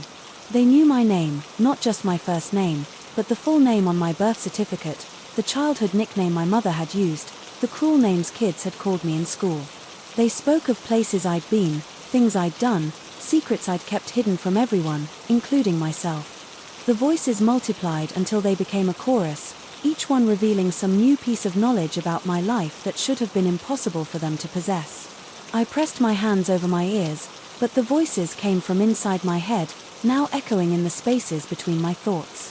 They told me about the time I'd stolen money from my father's wallet when I was 8. They knew about the girl in college whose heart I'd broken without ever meaning to. They whispered about the promotion I'd taken credit for when it belonged to someone else, about the lies I'd told to avoid confronting uncomfortable truths. But, worst of all, they knew about the dreams I'd been having for months now, the ones that woke me in cold sweats and left me afraid to fall back asleep. Dreams of walking through dark places, of finding doors that shouldn't exist, of voices calling my name from shadows that moved independently of any light source. Dreams that felt more like memories than imagination, as if I'd been to these places before and was only now remembering the visits. The voices told me that the dreams weren't dreams at all. They were invitations. The fog began to clear as suddenly as it had arrived, withdrawing into the same invisible corners from which it had emerged. The symbols on the walls faded back to their original dark state, though they remained visible beneath the replaced paintings. The scratching outside stopped, leaving behind a silence so complete it felt like the absence of sound itself. I found myself standing exactly where I'd been when I first tried to leave my hand still on the door handle. The door opened with the same ease it had shown when I'd entered, swinging wide to reveal the storm-lashed night beyond rain and wind rushed in, dispersing the last of the unnatural warmth and replacing it with the sharp cold of mountain air. I grabbed my pack and jacket without looking back, stumbling out into the night, as if the very ground beneath the cabin were on fire. The rain felt like salvation against my skin, washing away the lingering scent of mushrooms and earth, the memory of invisible touches, the echo of voices that knew too much. I ran not down the trail, which had become invisible in the darkness and rain, but in whatever direction seemed to lead away from the cabin. Fastest. Branches tore at my clothes and face rocks turned my ankles, but I didn't stop until exhaustion forced me to collapse against a tree trunk miles from where I'd started. When I finally looked back, expecting to see the warm glow of windows through the trees, there was nothing. The darkness was complete and uniform, broken only by the occasional flash of lightning that revealed nothing but empty forest stretching in all directions. I waited for dawn, huddled against that tree, shivering in the rain, afraid to move until I could see where I was going. When the first grey light finally crept through the clouds, I found myself on a hillside I recognized, less than a mile from the main trail. I could see my car parked at the trailhead below, exactly where I'd left it the evening before. The hike down took 20 minutes. I've told people it was a mistake that I got turned around in the storm and spent the night taking shelter under some trees. Everyone accepts this explanation without question. It's reasonable, believable, the kind of thing that happens to hikers who push their luck with the weather. But I can't stop thinking about the voices, about the things they knew about, the dreams they claimed weren't dreams at all. I've been back to that section of trail twice since that night, once in daylight and once after dark. I've studied every tree, every rock formation, every possible place where a building might sit, concealed from the main path. There's nothing there. There never was. Yet. Every night when I close my eyes, I can smell wood, smoke, and mushrooms. I can feel invisible fingers trailing across my skin, and I can hear those voices whispering my name, telling me that the cabin is waiting, that it appears for those who need to find it, that some invitations can't be refused forever. The dreams are getting stronger. Last night I dreamed I was walking up a mountain trail in the rain, my headlamp cutting through the darkness ahead of me. In the distance, barely visible through the trees, I could see the warm glow of windows beckoning me forward. When I woke up, my boots were muddy. Story 6. The brass numbers had worn smooth from decades of fingers tracing their familiar paths. 7 digits etched in elegant script around the rotary dial of what the vendor assured me was a genuine 1940s Western electric model. I'd found it buried beneath a collection of moth-eaten quilts at Murphy's Antique Fair, its black bakelite body gleaming despite the dust that had settled into every groove. Still works, the old man had said, his voice carrying that peculiar wheeze of someone who'd spent too many years breathing in the mustiness of forgotten things. Previous owner swore by. It said it had the clearest connection he'd ever heard. I bought it for $60, thinking it would make an interesting conversation piece for my home office. The landline in my apartment had been disconnected for years anyway. Who needed a house phone when everyone carried their lives in their pockets? But there was something appealing about the weight of it, the deliberate mechanical precision of each rotating number, the satisfying click as the dial returned to its resting position. The first night, I placed it on my desk, next to my laptop, admiring how it seemed to anchor the space with its solid presence. The cord hung loose, unplugged, a black snake coiling across the hardwood floor. I went to bed thinking about the hands that had once lifted that heavy receiver, the voices that had traveled through those copper wires, the secrets whispered into that cool plastic cup. At 3:17 a.m. it rang. The sound sliced through my sleep like a rusty blade, that harsh mechanical trill that belonged to an era before electronic chirps and customizable ringtones. I lay in the darkness, my heart hammering against my ribs, convinced I was dreaming. The sound came again, insistent, demanding, impossible. My feet found the cold floor without conscious direction. The hallway stretched before me, bathed in the sickly amber glow from the street light. Outside, each step felt lean, dreamlike, as if I were walking through molasses. The ringing continued, growing louder as I approached the office, its metallic voice echoing off the walls with increasing urgency. The phone sat exactly where I'd left it, its black surface reflecting the faint light from my computer's sleep indicator. The cord remained unplugged, lying on the floor like a discarded thought. Yet the ringing persisted, each peal seeming to vibrate through the very air around it. I reached for the receiver with trembling fingers. The moment I lifted it from its cradle, silence descended like a suffocating blanket. I pressed the cool plastic against my ear, expecting nothing but the dead absence of sound that comes from disconnected lines. Instead, I heard breathing, not the quick, panicked gasps of someone caught off guard, but something slow and deliberate. Each inhalation seemed to last forever, followed by an equally measured exhalation that carried the faintest suggestion of static. The sound filled my ear, intimate and invasive, as if someone were standing directly behind me, their breath warming the back of my neck. Then came the voice, rough and growly, like sandpaper drawn across stone. "Don't hang up, never hang up." The line went dead.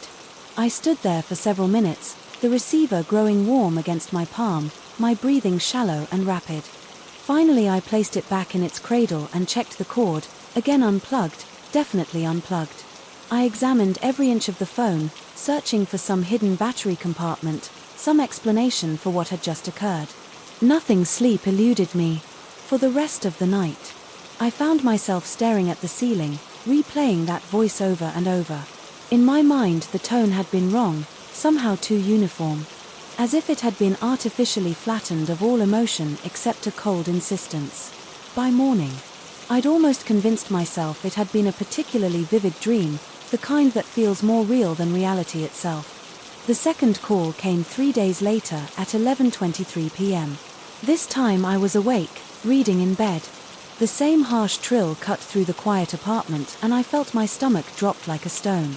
I padded to the office, noting with growing unease that the phone cord was still disconnected, still lying in its loose coil on the floor. The breathing was there again when I answered, but this time it wasn't alone. Underneath the steady rhythm, I could hear what sounded like distant traffic or perhaps wind through old windows, and then the voice returned slightly clearer. Now, as if the connection had somehow improved, "I told you not to hang up. Why did you hang up? Who is this?" I managed to whisper my voice, sounding foreign and weak. "You know who this is, you've always known." The line crackled with interference and for a moment I thought I heard something else, multiple voices speaking in unison. Their words just beyond comprehension. Then silence, followed by the flat tone of a disconnected call. Over the following weeks the calls became more frequent, sometimes twice a night, sometimes going silent for days before resuming with renewed intensity. The pattern seemed random, chaotic, but I began to notice subtle rhythms emerging from the chaos. The breathing would change, sometimes faster, sometimes deeper, occasionally accompanied by what sounded like whispered words in a language I couldn't identify. I tried everything I could think of. I moved the phone to different rooms, wrapped the cord around its base, even stored it in a closet. Nothing mattered. The calls continued, always finding me, always demanding my attention. With that same mechanical insistence, the voice began to change too. Sometimes it was the original growly tone, but other times it sounded different, younger perhaps or older, or carrying an accent I couldn't place. What remained constant was the message delivered with unwavering certainty: never hang up, you must never hang up. I started keeping a journal documenting each call, searching for patterns that might explain what was happening. The entries became increasingly frantic as weeks turned into months. October 15th, called at 2:43 a.m., voice said something about completion. Asked what it meant. Line went dead. October 18th, 3 calls tonight, different voices each time. All said the same thing about not hanging up. Breathing sounded like it was coming from inside the walls. October 22nd. Tried leaving the receiver off the hook. Phone somehow rang anyway. Impossible, but true. Voice laughed. When I picked up. First time I've heard it express any emotion. The worst part wasn't the calls themselves, but the effect they began having on my daily life. I found myself jumping at every sound: the buzz of my cell phone, the chime of my laptop receiving email, even the hum of the refrigerator. Sleep became elusive. And when it did come, it was filled with dreams of endless ringing of voices speaking from the darkness, of hands reaching through telephone lines to drag me into some unknowable void. My friends began to notice the change. Mark commented on the dark circles under my eyes. During our weekly coffee meeting, Sarah mentioned that I seemed distracted during phone conversations, always listening for something in the background. I wanted to tell them about the calls, but how could I explain that an unplugged antique phone was receiving calls from whom? The first knock came on a Tuesday night in November. I was sitting in my office staring at the phone and willing it to remain silent when the familiar ringing began. By this point, answering had become automatic, a Pavlovian response I could no longer control. The voice that greeted me was different, this time clearer, more present, as if the speaker were sitting in the room with me. Open the door. What door? You know what door. As if summoned by the words, 3 sharp knocks echoed from my front door, precise, measured, perfectly synchronized with the phone's continuing ring, knock, ring, knock, creating a rhythm that seemed to vibrate through my bones. I didn't move, couldn't move. The knocking continued, matching the phone's cadence exactly, while the voice on the line remained silent, except for that steady, patient breathing. Minutes passed, or perhaps hours. Time had become fluid and unreliable before both sounds finally ceased. After that night, the synchronized knocking became a regular feature of the calls. Sometimes it came from the front door, sometimes from the windows, occasionally from what sounded like inside the walls themselves. The knocks always matched the phone's rhythm perfectly, as if they were 2 parts of the same mechanism operating in perfect harmony. I began to suspect my neighbors, my landlord, anyone who might have access to the building. But when I checked the hallway during the knocking, it was always empty. The security camera footage showed nothing unusual, just empty corridors and motionless doors. Yet the sounds continued. Impossible to ignore, impossible to explain. December brought a new escalation. The voice on the phone began to provide commentary on my daily activities, describing things it couldn't possibly know. It knew, when I'd bought coffee from the shop on 5th Street, what I'd worn to work, which route I'd taken home. The descriptions were always delivered in that same flat, emotionless tone, as if it were reading from a script. Blue shirt. Today you like blue. It reminds you of the sky before storms. You stopped at the bookstore 3rd shelf, from the left. You didn't buy anything. The woman on the subway was reading Hemingway. You thought about your father. The last observation stopped me cold. I had thought about my father on the subway, a brief, random memory triggered by seeing someone reading The Old Man in the Sea. But I'd told no one about it. Written it down nowhere. The knowledge sat in my mind like a cancer, growing and spreading until I could think of little else. By January I'd reached my breaking point. The calls came nightly, now, sometimes lasting hours, the voice describing my life with increasing accuracy and detail. I'd stopped answering other phones, entirely afraid that somehow the entity, for lack of a better word, had found a way to reach me through other lines. One night, driven by desperation and a mounting sense of rage, I grabbed a hammer from my kitchen drawer. The phone was ringing again, that familiar, harsh trill that had haunted my nights for months. Without answering, I brought the hammer down on the bakelite body with all my strength. The plastic cracked with a satisfying crunch, and I struck it again and again until nothing remained but scattered fragments of black material and twisted metal components. The copper wires lay exposed like severed arteries, and I gathered every piece, stuffing them into a garbage bag that I immediately carried to the dumpster behind my building. For the first time in months, I slept through the night. The relief lasted exactly 18 hours. I was at my desk the next evening, finally beginning to feel like myself again. When my cell phone rang, the number on the display was my own landline, the number that had been disconnected for years, the number that had never been associated with the antique phone. My thumb hovered over the answer button, trembling. I knew I should decline the call, should throw the phone away, should run. Instead, I found myself pressing the green icon and lifting the device to my ear. The breathing was there, immediately closer and more intimate than it had ever been through the old rotary phone. But underneath it I could hear something new. The sound of my own heartbeat, amplified and distorted, as if it were being broadcast back to me through the connection I told you. The voice said, and this time it sounded exactly like my own voice, speaking words I'd never spoken, never hang up. We're connected now.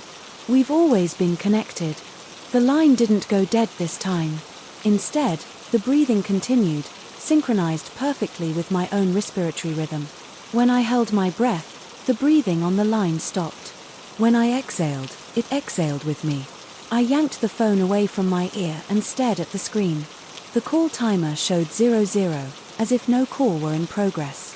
Yet I could still hear the breathing emanating from the speaker, quiet but unmistakable. I powered off the phone, pulled the battery, even wrapped it in a towel and shoved it into my bedroom closet. Nothing worked. The breathing continued, seeming to come from everywhere and nowhere, a soundtrack to my growing madness that I couldn't escape or explain. That was 3 weeks ago. The calls continue nightly, now coming through devices that aren't even phones, my laptop, my tablet, the smart TV in my living room. They all ring with that same harsh mechanical trill. And when I answer, the voice is always waiting. Sometimes it's my voice, sometimes it's the original growly tone, sometimes it's voices I almost recognize but can't quite place. Last night it told me something that has left me sitting here in the grey dawn light, typing these words with fingers that won't stop shaking. You think this is about the phone, it said in a voice that sounded like my mother's, though she's been gone for 5 years.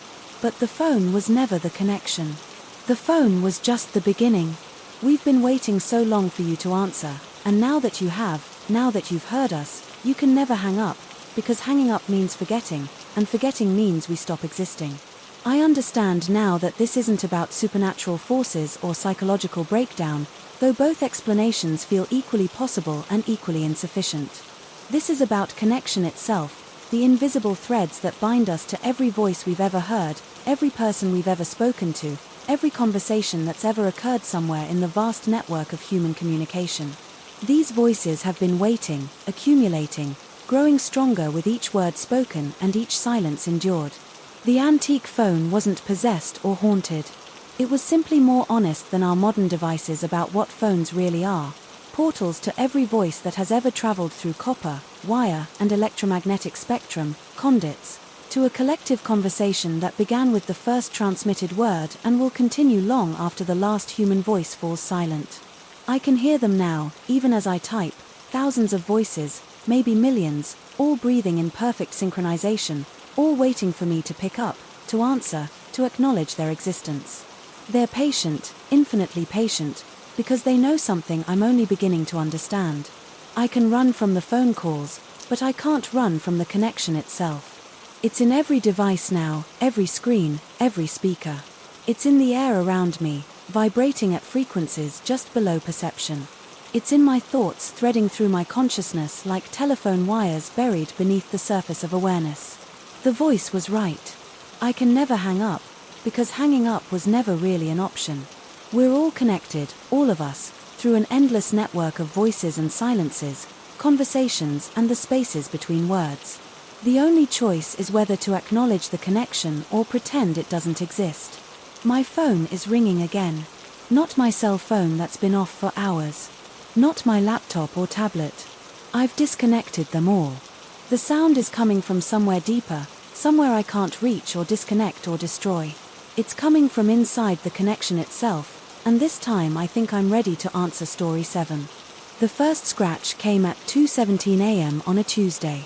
I know the exact time, because I'd been staring at my phone's glowing screen, scrolling through mindless content to chase away the peculiar heaviness that had settled over the apartment since I'd moved in 3 days earlier. The sound was subtle, barely perceptible above the hum of the refrigerator and the distant murmur of late-night traffic, a gentle scraping like fingernails dragging across plaster from somewhere deep within the living room wall. I paused my scrolling, thumb hovering over the screen. The sound stopped. The apartment was a steal for downtown, too good to be true, the landlord had admitted with a sheepish grin. Built in 1923, renovated just enough to pass inspection, but retaining that old-world charm that developers couldn't replicate. The hardwood floors creaked in all the right places. The windows were original glass that warped light into interesting patterns, and the walls were thick enough to muffle the chaos of city life. Perfect for a writer seeking inspiration and solitude. I'd fallen in love with the place. The moment I'd stepped inside the living room's east wall in particular had caught my attention, an unbroken expanse of cream-colored plaster that seemed to glow in the afternoon sunlight. It was against this wall that I'd positioned my desk, drawn by some inexplicable magnetism, to face it while I worked. Now, lying in the darkness of my new bedroom, I strained to hear the sound again. Minutes ticked by in absolute silence. Eventually I convinced myself it had been the building settling, or perhaps a mouse in the walls. Old buildings were notorious for such things. I returned to my phone, but sleep remained elusive. The scratching returned the following night, more insistent this time. Not the hurried scurrying of rodents, but deliberate, methodical scraping that seemed to follow a pattern. 3 short scratches, a pause, then 3 more. I sat up in bed, every muscle tensed, waiting for the next sequence. It came from somewhere behind the living room wall, approximately at head height. If someone were standing in the room, the sound was muffled, but unmistakably intentional. As if something was trying to communicate through the barrier of plaster and wood. I grabbed a flashlight from my nightstand and crept into the living room. The scratching stopped the moment my feet touched the hardwood floor. I swept the beam across the wall surface, searching for any signs of damage or disturbance. The plaster appeared pristine, no cracks, no discoloration, no evidence of pest activity. I pressed my ear against the cool surface and held my breath. Nothing. The silence stretched until my neck began to ache from the awkward position. I was about to return to bed when I heard it so faint. I might have imagined it a whisper that seemed to emanate from deep within the wall itself. Still here, my blood turned to ice water. The words were barely audible, little more than an exhalation, but unmistakably human. I jerked away from the wall so quickly that I stumbled backward, nearly falling over my coffee table. I stood there for what felt like hours, heart hammering against my ribs, waiting for another sound. The apartment remained silent, except for the familiar urban symphony filtering through the windows. When I finally worked up the courage to approach the wall again, I found nothing. No warmth, no vibration, no whisper of breath against the plaster. The rational part of my mind offered explanations. Old buildings carried sound in unexpected ways. Perhaps I'd heard a neighbor talking their voice traveling through pipes or ventilation systems. The acoustics could have distorted normal conversation into something that seemed to come from within the wall itself. But rationality felt flimsy in the face of what I'd experienced over the next few days. I found myself drawn to the wall with increasing frequency. I'd catch myself staring at it during meals, studying its surface for imperfections that hadn't been there before.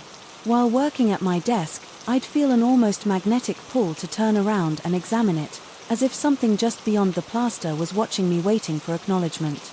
My productivity plummeted. The novel I'd moved here to finish remained untouched. While I obsessed over every sound the building made, I began keeping detailed notes of the disturbances, times, duration, location, quality of sound. The pattern became undeniable. The activity was strongest between 2 gua and 4 a.m. always emanating from the same section of wall. The scratching evolved into more complex sounds. Sometimes I heard what sounded like tapping, as if someone were drumming their fingers against the other side of the plaster. Other times there were shuffling noises, like feet moving across a floor that didn't exist. But it was the whispers that disturbed me most. They came irregularly, sometimes several nights apart, always the same breathy repetitions still here. The voice was neither distinctly male nor female, neither young nor old. It was simply human in the most basic sense, the sound of consciousness expressing itself through vocal cords and breath. I tried recording the sounds with my phone, but the audio captured nothing more than ambient noise. I researched the building's history, scouring city records and newspaper archives for any mention of unusual incidents or deaths. The search yielded nothing remarkable, just the mundane story of a modest apartment building that had housed dozens of families. Over the decades, sleep became increasingly elusive. I'd lie in bed, every nerve on edge, waiting for the first scratch to signal the night's performance. When it came, I'd find myself creeping to the living room, drawn by a compulsion I couldn't explain or resist. I started sleeping on the couch to be closer to the wall, telling myself I needed to document the phenomena more accurately. It was during one of these couch-bound vigils that I noticed the first crack. The hairline fracture appeared just above where I estimated the scratching sounds originated. It was barely visible in the lamplight, a tiny fissure that could have been there since I'd moved in, overlooked during my previous examinations. But something about it felt new, fresh, as if the plaster had just yielded to some internal pressure. I traced the crack with my fingertip, feeling the subtle depression where the wall surface had separated. The plaster felt warm to the touch, several degrees warmer than the surrounding area. When I pressed my ear against the crack, I swore I could hear something that sounded almost like breathing.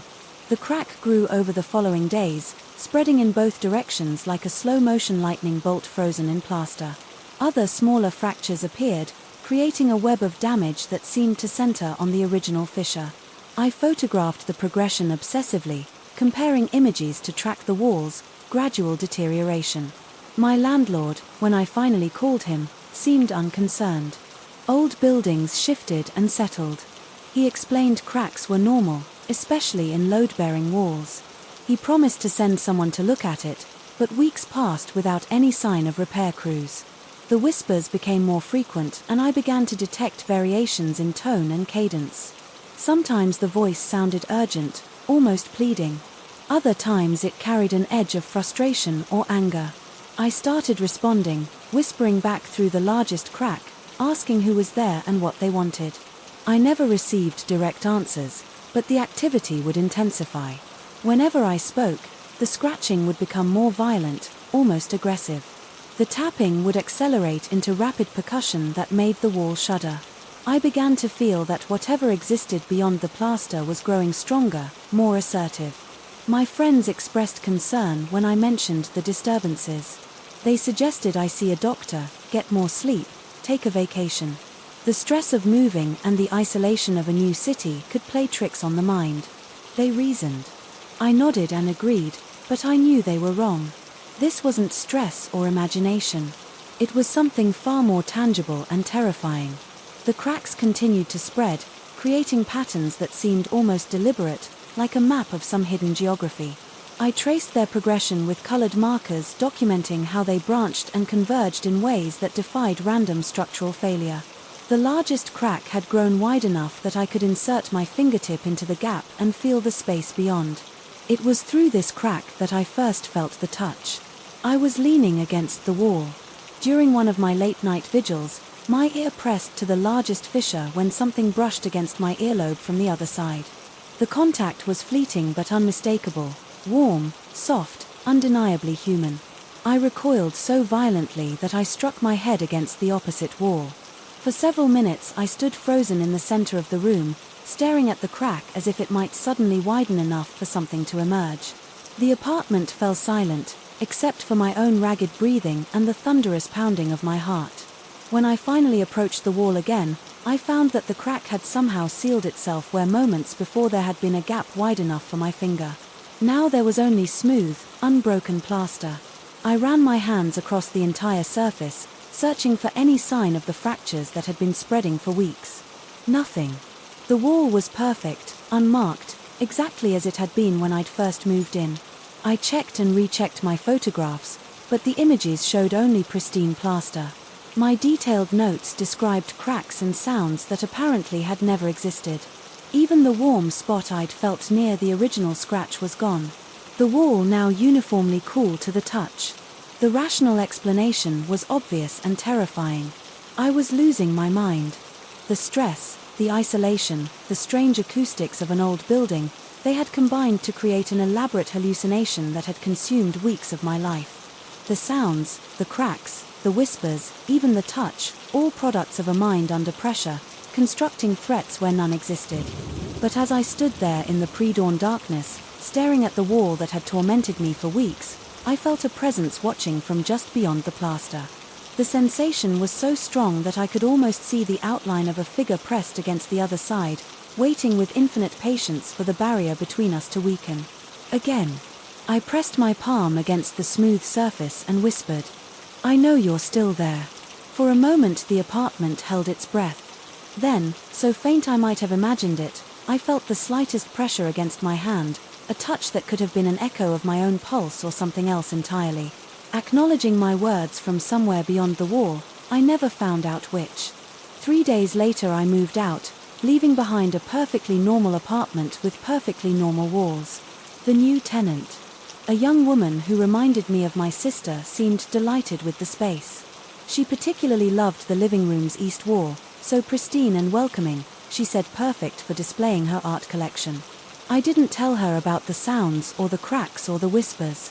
What would have been the point? She would discover soon enough whether the wall held secrets or whether I had simply spent several weeks slowly unraveling in solitude, sometimes late at night, in my new place. I wonder if she's learned to sleep through the scratching. Yet I wonder if she started taking photographs of hairline fractures that appear and disappear like shadows at the edge of perception. I wonder if she's discovered that the most terrifying thing about haunted places isn't what might be lurking in the darkness. It's the possibility that the darkness might be lurking in us. But mostly I try not to think about the wall at all, because even now, months later and miles away, I sometimes catch myself pressing my ear against the walls of my new apartment, listening for the faint whisper that might mean I never really left that room at all. And in those moments when the boundary between memory and reality grows thin, I can almost hear it, that barely audible voice speaking from somewhere beyond reach, reminding me, with infinite patience, that some presences never truly disappear. Still here it whispers, and I can never be certain whether the voice is coming from the wall or from somewhere much closer to home. Story 8. The sledgehammer felt heavier with each swing, my shoulders burning as concrete chunks scattered across the overgrown grass. 3 weeks into renovating this place, and I was already questioning my decision to buy a house that had sat empty for 2 years. The previous owner had vanished without explanation, leaving behind only a foreclosure notice and neighbors who crossed themselves when his name came up in conversation. I should have listened to those warnings. The day I found it, the sun was setting behind storm clouds that made the evening feel premature. I'd been breaking up the old concrete patio when the sledgehammer struck something that rang hollow, a metallic echo that didn't belong, scraping away decades of accumulated dirt and dead grass, revealed edges clean, deliberate edges that formed a perfect square, an access panel or what some might call a trapdoor. The metal was cold against my palms, despite the humid summer air. No rust, no weathering, as if it had been installed yesterday rather than buried beneath years of neglect. A simple latch mechanism held it closed, the kind you might find on a utility access, except there were no utility lines running through this part of the yard. I'd checked the city records twice. When I lifted it, the hinges moved without a sound. Cold air rushed up from the opening like an exhale from deep lungs, carrying with it the smell of earth and something else, something organic and stale that made my stomach turn. The beam from my flashlight seemed to weaken as it penetrated the darkness below, revealing only smooth concrete walls descending into black. No ladder, no stairs, just a shaft that disappeared beyond the reach of my light. And then I heard them whispers. Not words exactly, but the suggestion of voices carried on that cold current of air. The sound of metal dragging against stone echoed up from the depths, rhythmic and deliberate, like chains being pulled across concrete. I told myself it was pipes settling water moving through forgotten infrastructure. But pipes don't whisper. I closed the trapdoor and went inside. That night's sleep came in fragments. Every time I drifted off, I found myself standing in my backyard, staring down at that square of metal gleaming under moonlight that shouldn't have been able to penetrate the thick cloud cover.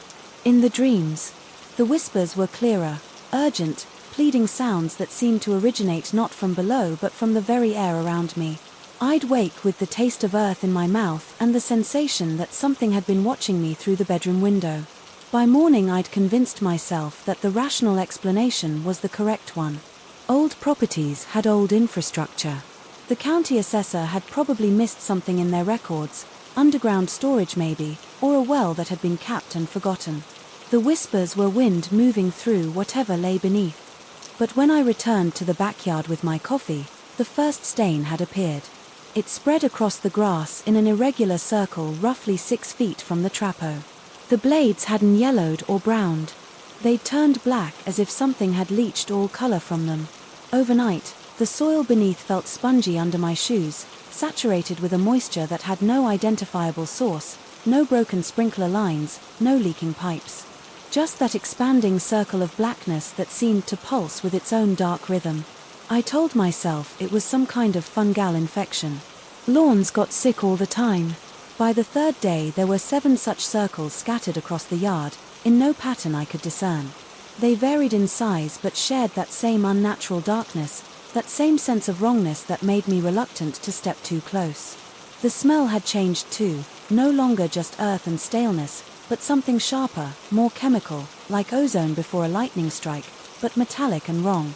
That's when I started seeing the shadow. It began as peripheral movement, the kind that makes you turn your head only to find empty space. But each day it became more defined, more persistent, a human-shaped darkness that moved independently of any light source, gliding across the yard with fluid, unnatural grace. It never approached the house directly, instead tracing the edges of the property, pausing near the trap door before dissolving into whatever shadows the afternoon provided. During the day I could almost convince myself it was tricks of light clouds moving across the sun the way exhaustion played games with perception. But in the evening, when the yard should have been uniformly dark, the shadow became a concentration of darkness so complete it seemed to absorb what little ambient light remained. I started avoiding the backyard. This lasted exactly 4 days before my neighbor, Mrs. Chen, knocked on my front door. She stood on my porch, wringing her hands, her usually perfectly composed demeanor replaced by something approaching panic. "The thing in your yard," she said without preamble, "it's been standing by your fence for 3 hours." I followed her gaze through my front window to the side fence that separated our properties. At first I saw nothing. Then my eyes adjusted and I realized that what I'd taken for the shadow cast by her tall fence post was standing several feet away from any structure that could have created it. It was watching her house, Mrs. Chen. I've lived here for 37 years. She interrupted. "I know what belongs in this neighborhood and what doesn't. That thing doesn't belong anywhere." After she left, I spent the evening standing at my kitchen window watching the shadow. Never moved, never wavered. Never responded to the motion sensor lights that clicked on and off as small animals triggered them throughout the night.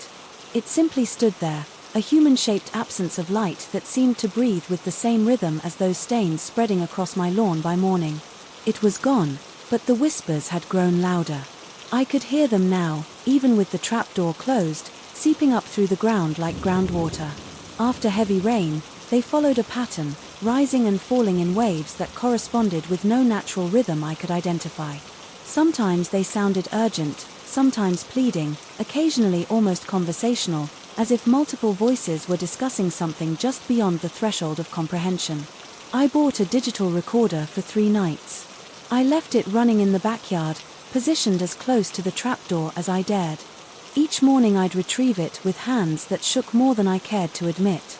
The first 2 recordings captured nothing but wind and the distant hum of traffic. But the third, was 47 minutes of silence, followed by 17 minutes of the most unsettling sounds I'd ever heard. Not whispers breathing, slow, measured inhalations and exhalations that seemed to come from directly beneath the recorder. But more than that, The breathing had depth dimension, as if it was emerging from a space far larger than the narrow shaft I'd seen and underneath it so faint. I had to turn the volume to maximum to detect it was the sound of movement, shuffling, scraping, the whisper of fabric against stone. Someone or something was down there. I called the police. Officer Martinez was younger than I'd expected. With the kind of patient professionalism that suggested, he'd dealt with plenty of homeowners who'd let isolation in old houses get the better of their imagination. He listened to my story with polite attention, examined the trap door with appropriate thoroughness, and even climbed partway down with his flashlight to investigate. Looks like an old cistern, he concluded, emerging with cobwebs in his hair, probably dates back to when this area was farmland. As for the sounds, he shrugged diplomatically. Could be animals. Acoustics in enclosed spaces can play funny tricks. He was gone within an hour, leaving behind only a business card and the suggestion that I contact a contractor if I was concerned about structural integrity. That night the knocking started, not on the trap door. On my back door. 3 measured raps, followed by silence, then 3 more. I approached the door with my phone already dialing 911, my heart hammering against my ribs. The motion sensor light outside was dark, which meant either nothing was there or something was there that didn't generate enough heat to trigger the sensor. I pressed my eye to the peephole darkness, complete, absolute darkness that seemed to extend far beyond what should have been possible in my well-lit backyard. Not the absence of light, but the presence of its opposite, a darkness so complete it seemed to have weight and substance. The knocking came again, 3 raps, measured and patient, as if whatever stood outside knew I was listening and was content to wait. I didn't open the door by morning. I'd convinced myself it had been a dream, another manifestation of the stress and sleeplessness that had become my constant companions. But when I stepped into the backyard with my coffee, I found a single footprint pressed into the soft soil directly in front of my door, barefoot, human-shaped but wrong in proportions that my mind struggled to process. Too long, too narrow, with what appeared to be an extra toe. That afternoon I called a contractor. Bill Hawkins had been working construction in the county for 23 years and radiated the kind of practical competence that made me feel slightly foolish for my growing paranoia. He examined the trapdoor with professional interest, took measurements, and even rappelled down into the shaft with proper equipment to conduct a thorough investigation. Well, it's definitely not a cistern, he announced upon emerging, more like a maintenance access for something bigger. There's a tunnel down there, professionally constructed, leads off toward your neighbor's property. Could be connected to the old storm drain system. But when I asked him about the sounds, his expression grew cautious. I heard some things down there that didn't make a lot of sense, he admitted. Could be settling, could be, water flow, could be. He trailed off, then shook his head. Look, I've worked in a lot of old buildings and sometimes they just make noise. Physics doesn't always explain everything. He left quickly after that, declining my offer to explore the tunnel further. The stains continued to spread. By the end of the second week, nearly half my backyard was covered in those irregular patches of blackness. They'd begun to connect, forming larger shapes that resembled nothing so much as a rough map of something I couldn't identify. The smell had intensified too. That ozone metallic scent, now so strong it followed me into the house and seemed to cling to my clothes, and the shadow had multiplied where once there had been a single moving darkness. Now I counted 3, sometimes 4, gliding across the yard with that same unnatural fluidity. They moved independently but seemed to communicate, clustering near the trap door during the day and dispersing to watch the house from different angles as evening approached. Mrs. Chen had stopped making eye contact when she saw me in the driveway. Sleep became increasingly elusive every time I closed my eyes. I found myself standing in that tunnel Bill had described, following smooth concrete walls deeper and deeper into the earth. In these dreams, the whispers were crystal clear, not words in any language I recognized, but somehow comprehensible. Nonetheless, they spoke of emptiness and fullness, of spaces between spaces, of things that existed, in the gaps between what was real and what was possible. I woke each morning with dirt under my fingernails, despite having scrubbed my hands clean the night before. The rational part of my mind, the part that had gotten me through college and a successful career in accounting, insisted on logical explanations: stress, isolation, the psychological pressure of home ownership, and the strain of renovating an old property. Perhaps some kind of environmental contamination causing hallucinations, or a gas leak affecting my perception. But rationality became harder to maintain when I started finding things. Small objects appeared in my house overnight, placed with deliberate care in locations I couldn't miss. A smooth riverstone on my kitchen counter, a length of rusted chain coiled beside my coffee maker, a photograph of my backyard taken from an angle that would have required the photographer to be standing approximately where the trapdoor was located. The photograph was dated 3 days in the future. I stopped leaving the house unless absolutely necessary. The whispers now followed me indoors, seeping through floorboards and walls with increasing persistence. They were loudest in the bathroom directly above where I estimated the tunnel ran, rising to an almost conversational volume during the hours between midnight and dawn. I tried recording them again, but every device I used captured only static, not empty silence but active interference, as if something was deliberately preventing documentation. The shadows had learned to open doors. I discovered this when I woke one morning to find my back door standing wide open. The alarm system deactivated by a code I'd never programmed. No signs of forced entry, no footprints in the house, but the unmistakable sense that my space had been invaded and examined. Small things were out of place. Books moved from shelves, drawers opened precisely 2 inches. My computer moved slightly to the left on my desk. Someone had been inside, someone who knew their way around. That evening I installed additional locks, reinforced the door frame and positioned cameras throughout the house. The next morning every camera had been carefully repositioned to face the walls. The SD cards were missing entirely. I started sleeping in my car. This lasted 3 nights before I admitted it was unsustainable. Whatever was happening, running wouldn't solve it. The shadows appeared in the parking lot where I'd chosen to spend the night, standing at the edge of the light cast by the street lamps. With that same patient watchfulness, they followed me to the 24-hour diner where I bought coffee. Waiting outside like well-trained dogs, I was being herded back to the house. On my return, I found the trapdoor standing open. No wind could have lifted that heavy metal panel. No settling or shift in the ground could have triggered the latch mechanism. It had been opened deliberately by someone or something with the strength and knowledge to manipulate the mechanism. Cold air poured from the opening like visible fog, carrying with it a sound that froze me in place. Footsteps, slow, measured footsteps approaching from far below, echoing up through the tunnel, with the deliberate rhythm of someone climbing stairs. I should have run. Every instinct screamed at me to get in my car and drive until I reached the state line. Instead, I found myself approaching the opening drawn by a compulsion I couldn't name or resist.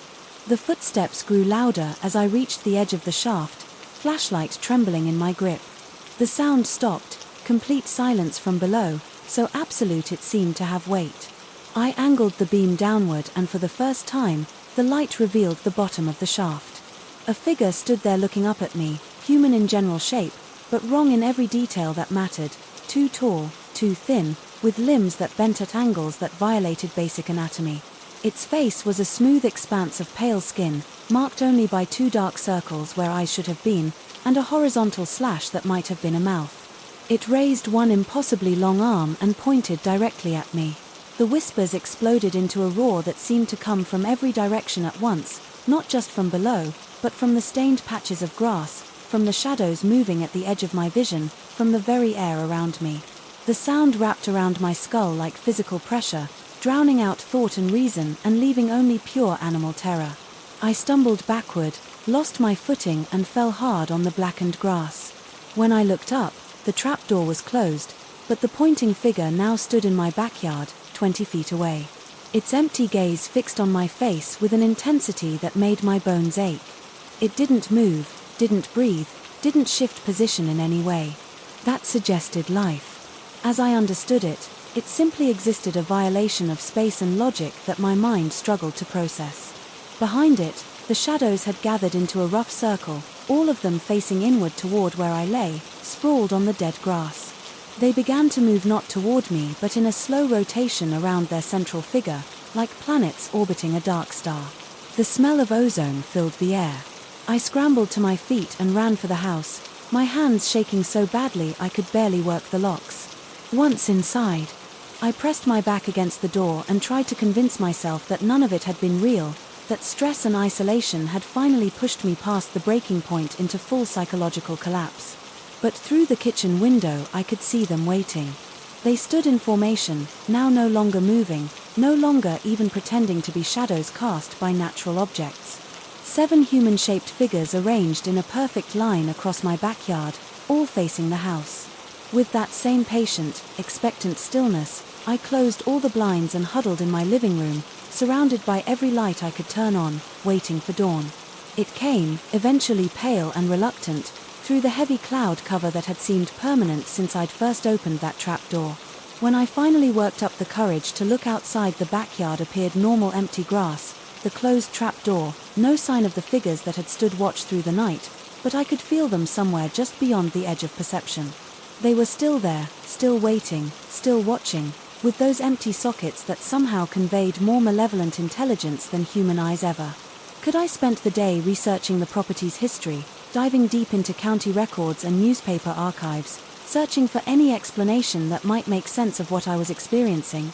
The house had been built in 1987 on land that had indeed been farmland, but before that the records grew sketchy references to a research facility operated by a private company in the 1960s, then nothing but farmland going back to the turn of the century.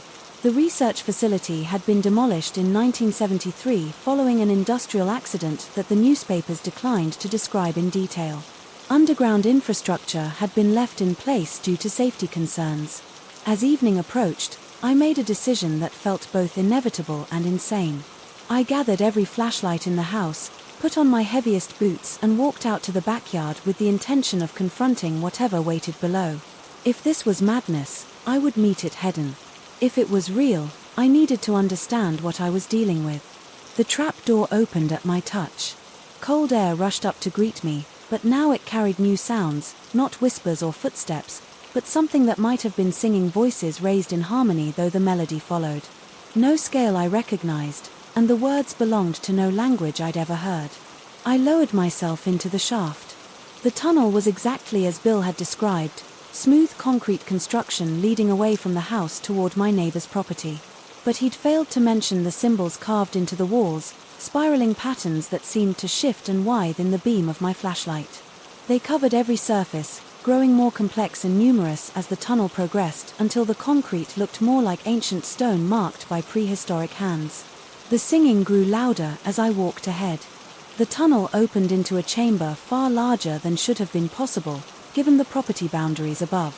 My flashlight beam struggled to penetrate the darkness, revealing only glimpses of a space that extended beyond the reach of the light.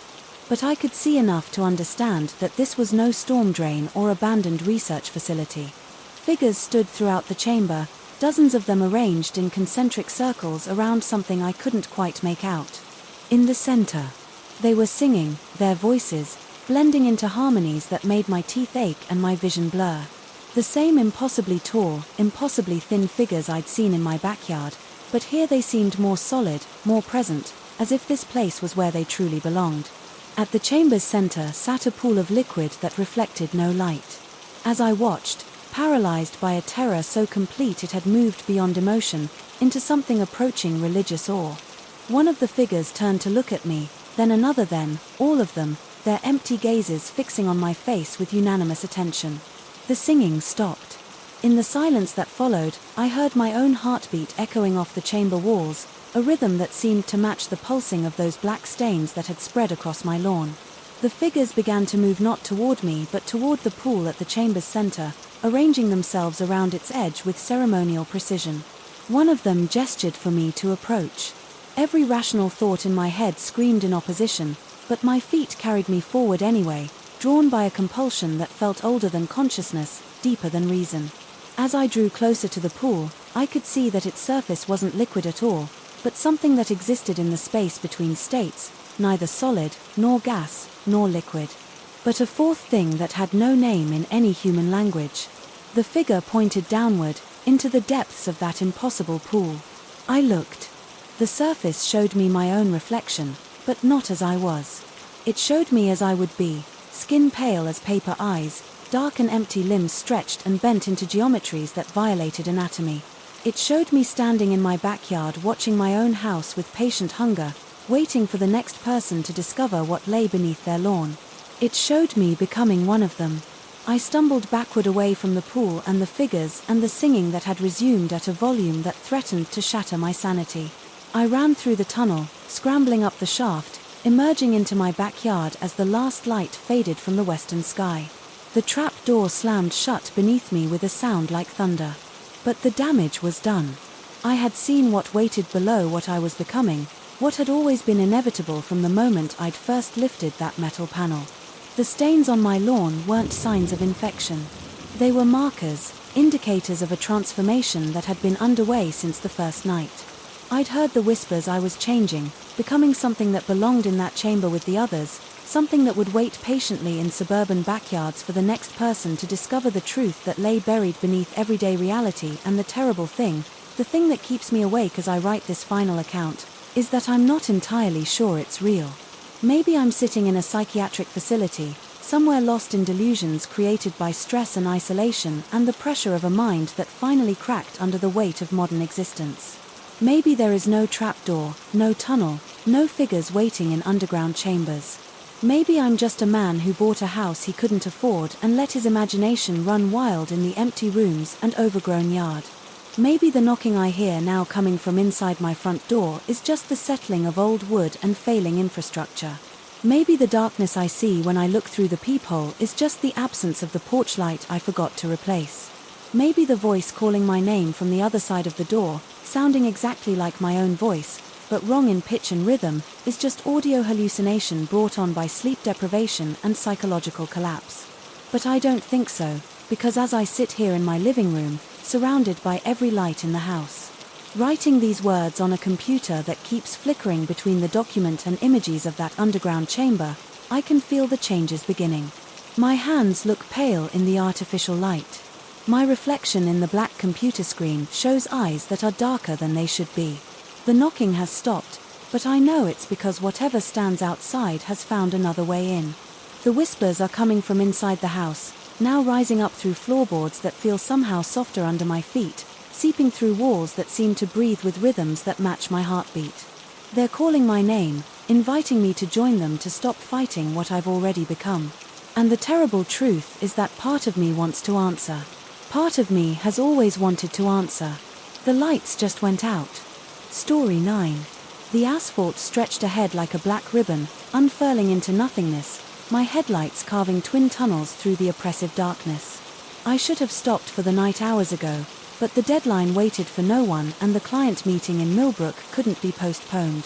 The GPS's synthetic voice had been my only companion for the past 3 hours, its occasional directions punctuating the steady hum of tires against pavement. In half a mile turn right, the device announced with its usual mechanical certainty. I glanced at the glowing screen. The blue line traced a path through what appeared to be complete wilderness. No towns marked for miles in any direction. This wasn't the route I'd expected when I'd plugged in the address, but technology knew better than I did these days. The main highway had been closed due to construction, the detour signs directing traffic onto this narrow backwards route that seemed to wind endlessly through dense forest. The turn approached a sharp curve banked against a hillside thick with pine trees. My headlights swept across the guardrail as I navigated the bend, illuminating the metal barrier that separated the road from what looked like a steep drop into darkness. Street lights stood sentinel at regular intervals, their sodium glow creating pools of amber light that barely pushed back the surrounding blackness. As I completed the turn, one of the lights flickered, then another. The pattern seemed to follow my progress, each lamp stuttering as I passed beneath it, as if my presence triggered some electrical disturbance. I told myself it was probably just old infrastructure, rural power grid struggling with inconsistent voltage. Nothing more sinister than municipal neglect and aging equipment. But then I saw him. A figure stood at the edge of the road, just beyond the reach of the failing streetlight, tall, motionless, positioned precisely where the asphalt met the gravel shoulder. In the brief moment my headlights caught him, I registered dark clothing and pale skin, but no details beyond that. A hitchhiker perhaps, or someone whose car had broken down.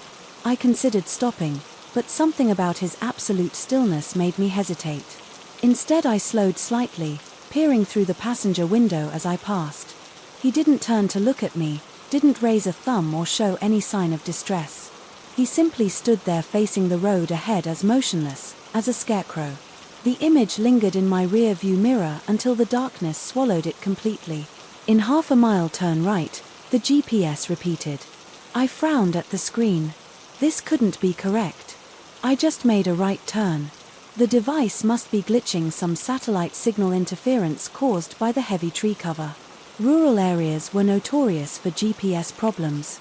I'd experienced similar issues before the system, getting confused by lack of clear signal and repeating outdated instructions. But the road ahead curved exactly as indicated, another sharp right bend around another pine-covered hillside.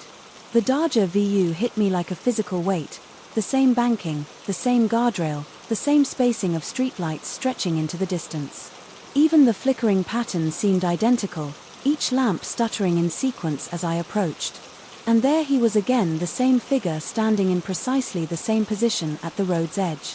Same dark clothing, same pale complexion, same unnatural stillness. This time I was certain it was the exact same man, but that was impossible. There was no way he could have traveled this distance ahead of me. No connecting path through the forest that would allow such movement. My hands tightened on the steering wheel. The logical explanation was that it was a different person, someone who simply resembled the first. Rural communities often had family similarities, generations of the same genetic pool creating recognizable features. Or perhaps my tired eyes were playing tricks, the long drive and late hour causing me to see patterns where none existed. I pressed the accelerator, eager to put distance between myself and whatever unsettling coincidence this represented. In half a mile turn right, the GPS spoke again, its voice, now carrying an almost mocking quality. I stared at the screen, watching the blue dot representing my car approach another identical turn. The map showed the same curve, the same configuration of roads, as if I were traveling in a perfect circle. But that couldn't be right. I'd been driving straight, following the road's natural progression, through the forest. The third curve materialized exactly as the device predicted. Same guardrail, same hillside, same flickering street lights painting amber pools across the asphalt, and there, positioned with mechanical precision at the road's edge, stood the figure once more. This time I slowed to nearly a crawl as I passed, trying to make sense of what I was seeing. The man, if it was a man, stood with his back partially turned, but I could see enough of his profile to confirm it was the same face, the same sharp cheekbones, the same angular jaw, the same pale skin that seemed to absorb rather than reflect the stuttering light above. He didn't acknowledge my presence, didn't turn to meet my stare. His gaze remained fixed on some point ahead, as if he were waiting for something specific to arrive from the direction I was traveling. The thought sent a chill down my spine that had nothing to do with the car's air conditioning. I accelerated past him, checking my mirrors obsessively, until the darkness claimed him again. My heart hammered against my ribs with an intensity that seemed disproportionate to the situation. There had to be a reasonable explanation. Perhaps this was some kind of local custom, residents taking turns to monitor traffic through their community, or maybe it was a protest of some sort. People stationed along the route to make a statement about the construction detour. But even as I formed these explanations, I knew they felt hollow. The man's positioning had been too precise, his timing too perfect, and there was something about his absolute stillness that suggested he wasn't entirely human. In half a mile turn right, the fourth curve brought the same configuration, the same flickering lights, the same impossible repetition, but this time the figure was closer to the road center, not quite on the asphalt, but near enough that I had to adjust my position to avoid him. He remained motionless as I passed, but I could feel his presence more acutely, as if he radiated some kind of energy that interfered with the car's electronics. The radio crackled with static and the dashboard lights dimmed momentarily. My mouth felt dry and I realized I'd been holding my breath. The logical part of my mind continued to search for explanations: elaborate prank, drug-induced hallucination, severe sleep deprivation, causing me to imagine patterns that didn't exist. But a deeper, more primitive part of my consciousness whispered warnings that I was encountering something fundamentally wrong with reality itself. The fifth curve brought him even closer. The sixth positioned him almost in my lane. By the seventh, I could see details that made my skin crawl. The unnatural pore of his skin, the way shadows seemed to pull around him despite the overhead lighting, the complete absence of normal human movement like breathing or shifting weight. Each encounter lasted only seconds, but those seconds stretched like hours. I found myself counting heartbeats, measuring the distance between sightings, trying to calculate how he could possibly be moving through the forest fast enough to appear ahead of me repeatedly. The mathematics didn't work. Even if he were running at superhuman speed through dense undergrowth, the timing was impossible. In half a mile turn right, the GPS had become a torment, its mechanical voice announcing each upcoming encounter with the figure. I considered turning the device off. But the road ahead was completely unfamiliar, and without guidance I could become hopelessly lost in this maze of rural back roads. Better to endure the unsettling repetition than to wander aimlessly through the wilderness until my fuel ran out. By the 10th curve, he stood directly at the lane's edge, close enough that I could have reached out and touched him if I'd lowered the window. His clothes appeared to be some kind of dark suit, formal where that seemed entirely out of place in this rural setting. His hair was neatly combed, his posture rigidly upright, as if he were posing for a photograph. But it was his face that truly unsettled me, not because it was frightening, but because it was so utterly ordinary, pleasant, even the kind of face you might see in a corporate headshot or a family portrait. Completely unremarkable, except for its presence. In this impossible situation, I began to question my own sanity. Severe exhaustion could cause hallucinations, and I'd been driving for nearly 12 hours with only brief stops for gas and coffee. The mind could play elaborate tricks when pushed beyond its limits, creating vivid experiences that felt entirely real. Perhaps none of this was actually happening. Perhaps I was sitting in a ditch somewhere unconscious, after falling asleep at the wheel, dreaming this entire bizarre scenario. But the steering wheel felt solid under my hands, the engine's vibration traveled up through the seat, and the air conditioning continued to blow cold air across my face. If this was a dream, it was more detailed and consistent than any I'd ever experienced in half a mile turn, right the 15th curve, or was it the 20th? I'd lost count, each repetition, blending into the next until they formed an endless loop of flickering lights and impossible encounters. The figure now stood so close to the center line that I had to swerve slightly to avoid him, my heart lurching as the car briefly left the pavement and rumbled across the shoulder before I corrected course. This time, as I passed, he turned his head to follow my progress. The movement was subtle, just a slight rotation to track my passage, but it confirmed what I'd been dreading. To acknowledge, this wasn't some elaborate coincidence or series of different people. This was the same entity somehow positioning itself ahead of me again and again, growing bolder. With each encounter, our eyes met for perhaps half a second through the passenger window. His expression was curious rather than threatening, as if I were an interesting specimen he was studying. There was an intelligence there, a calculating awareness that suggested this was no random, haunting, or supernatural accident. He was observing me deliberately, perhaps even enjoying my growing distress. I pressed the accelerator harder, desperate to break whatever pattern had trapped me in this nightmare. The speedometer climbed past the safe limit for these winding roads. But I didn't care. I needed to escape to find some variation in the landscape that would prove I wasn't going insane. In half a mile turn right, the words hit like physical blows. How many times had I heard that same instruction? How many identical curves had I navigated? The forest pressed in from both sides, an impenetrable wall of pine and darkness that seemed to stretch infinitely in all directions. No side roads, no driveways, no signs of human habitation, except for the failing streetlights that marked each impossible repetition. The next curve brought the figure directly into my lane. He stood facing my approaching headlights, hands at his sides. Expression calm and patient. There was nowhere to swerve. The guardrail blocked one side and the forest pressed close on the other. I had perhaps 3 seconds to decide whether to hit him or drive off the road into the trees. I slammed on the brakes. The car skidded to a stop less than 10 feet away from him. My headlights illuminated his form in stark detail. The crisp lines of his dark suit, the perfect knot of his tie, the way his hair remained unmoved despite the wind that should have been stirring the branches around us. He looked like he'd stepped out of a 1950s advertisement. Every detail precisely arranged and impossibly clean. We stared at each other through the windshield. He didn't move aside or show any acknowledgement that a 2-ton vehicle had nearly struck him.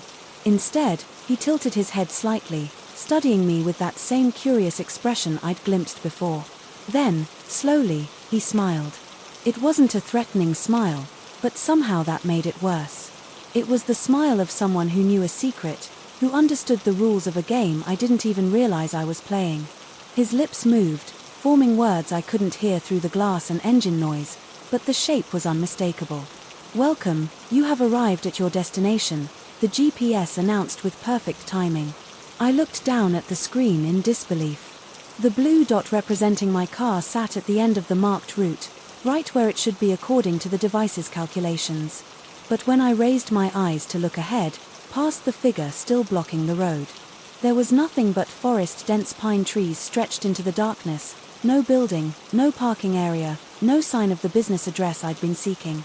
The figure stepped aside, moving with fluid grace to the road's shoulder. He gestured toward the trees with one pale hand, as if inviting me to continue forward into the wilderness. The smile never left his face. I sat there with the engine idling, trying to process what I was seeing. The GPS insisted I'd reached my destination, but my destination was supposed to be a corporate office building in Millbrook, not a wall of trees in the middle of nowhere. Either the device was catastrophically wrong or I'd somehow driven to the wrong place entirely, or perhaps I'd never left the endless loop of curves at all. Perhaps this was simply another iteration of the same impossible encounter. And in a moment the figure would resume his position and the GPS would announce another right turn ahead. But as I watched, he began to walk away from the road, moving between the trees with that same unhurried grace.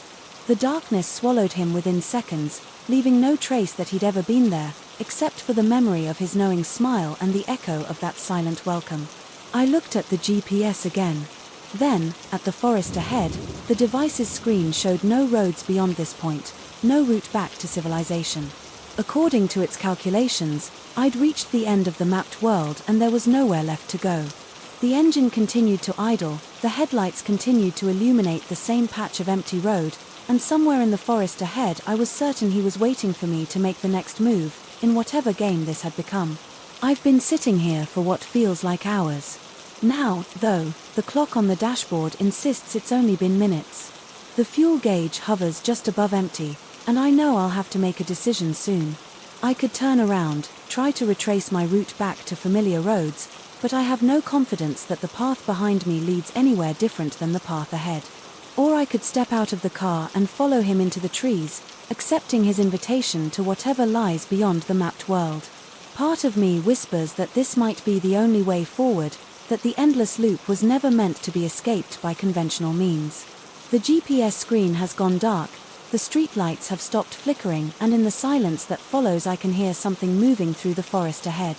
Not footsteps exactly, but a rustling that suggests patient movement, as if someone is walking slowly through the underbrush waiting for me to follow. I still don't know if any of this is real. I still don't know if I'm sitting in a hospital somewhere recovering from an accident, dreaming elaborate fantasies to occupy my unconscious mind. But the steering wheel feels solid under my hands, and the choice ahead feels real enough. The visitor is waiting in the endless road, and I'm beginning to understand that some destinations can only be reached by stepping outside the boundaries of the possible story 10. The auction house smelled of dust and forgotten memories, each breath carrying the weight of decades past.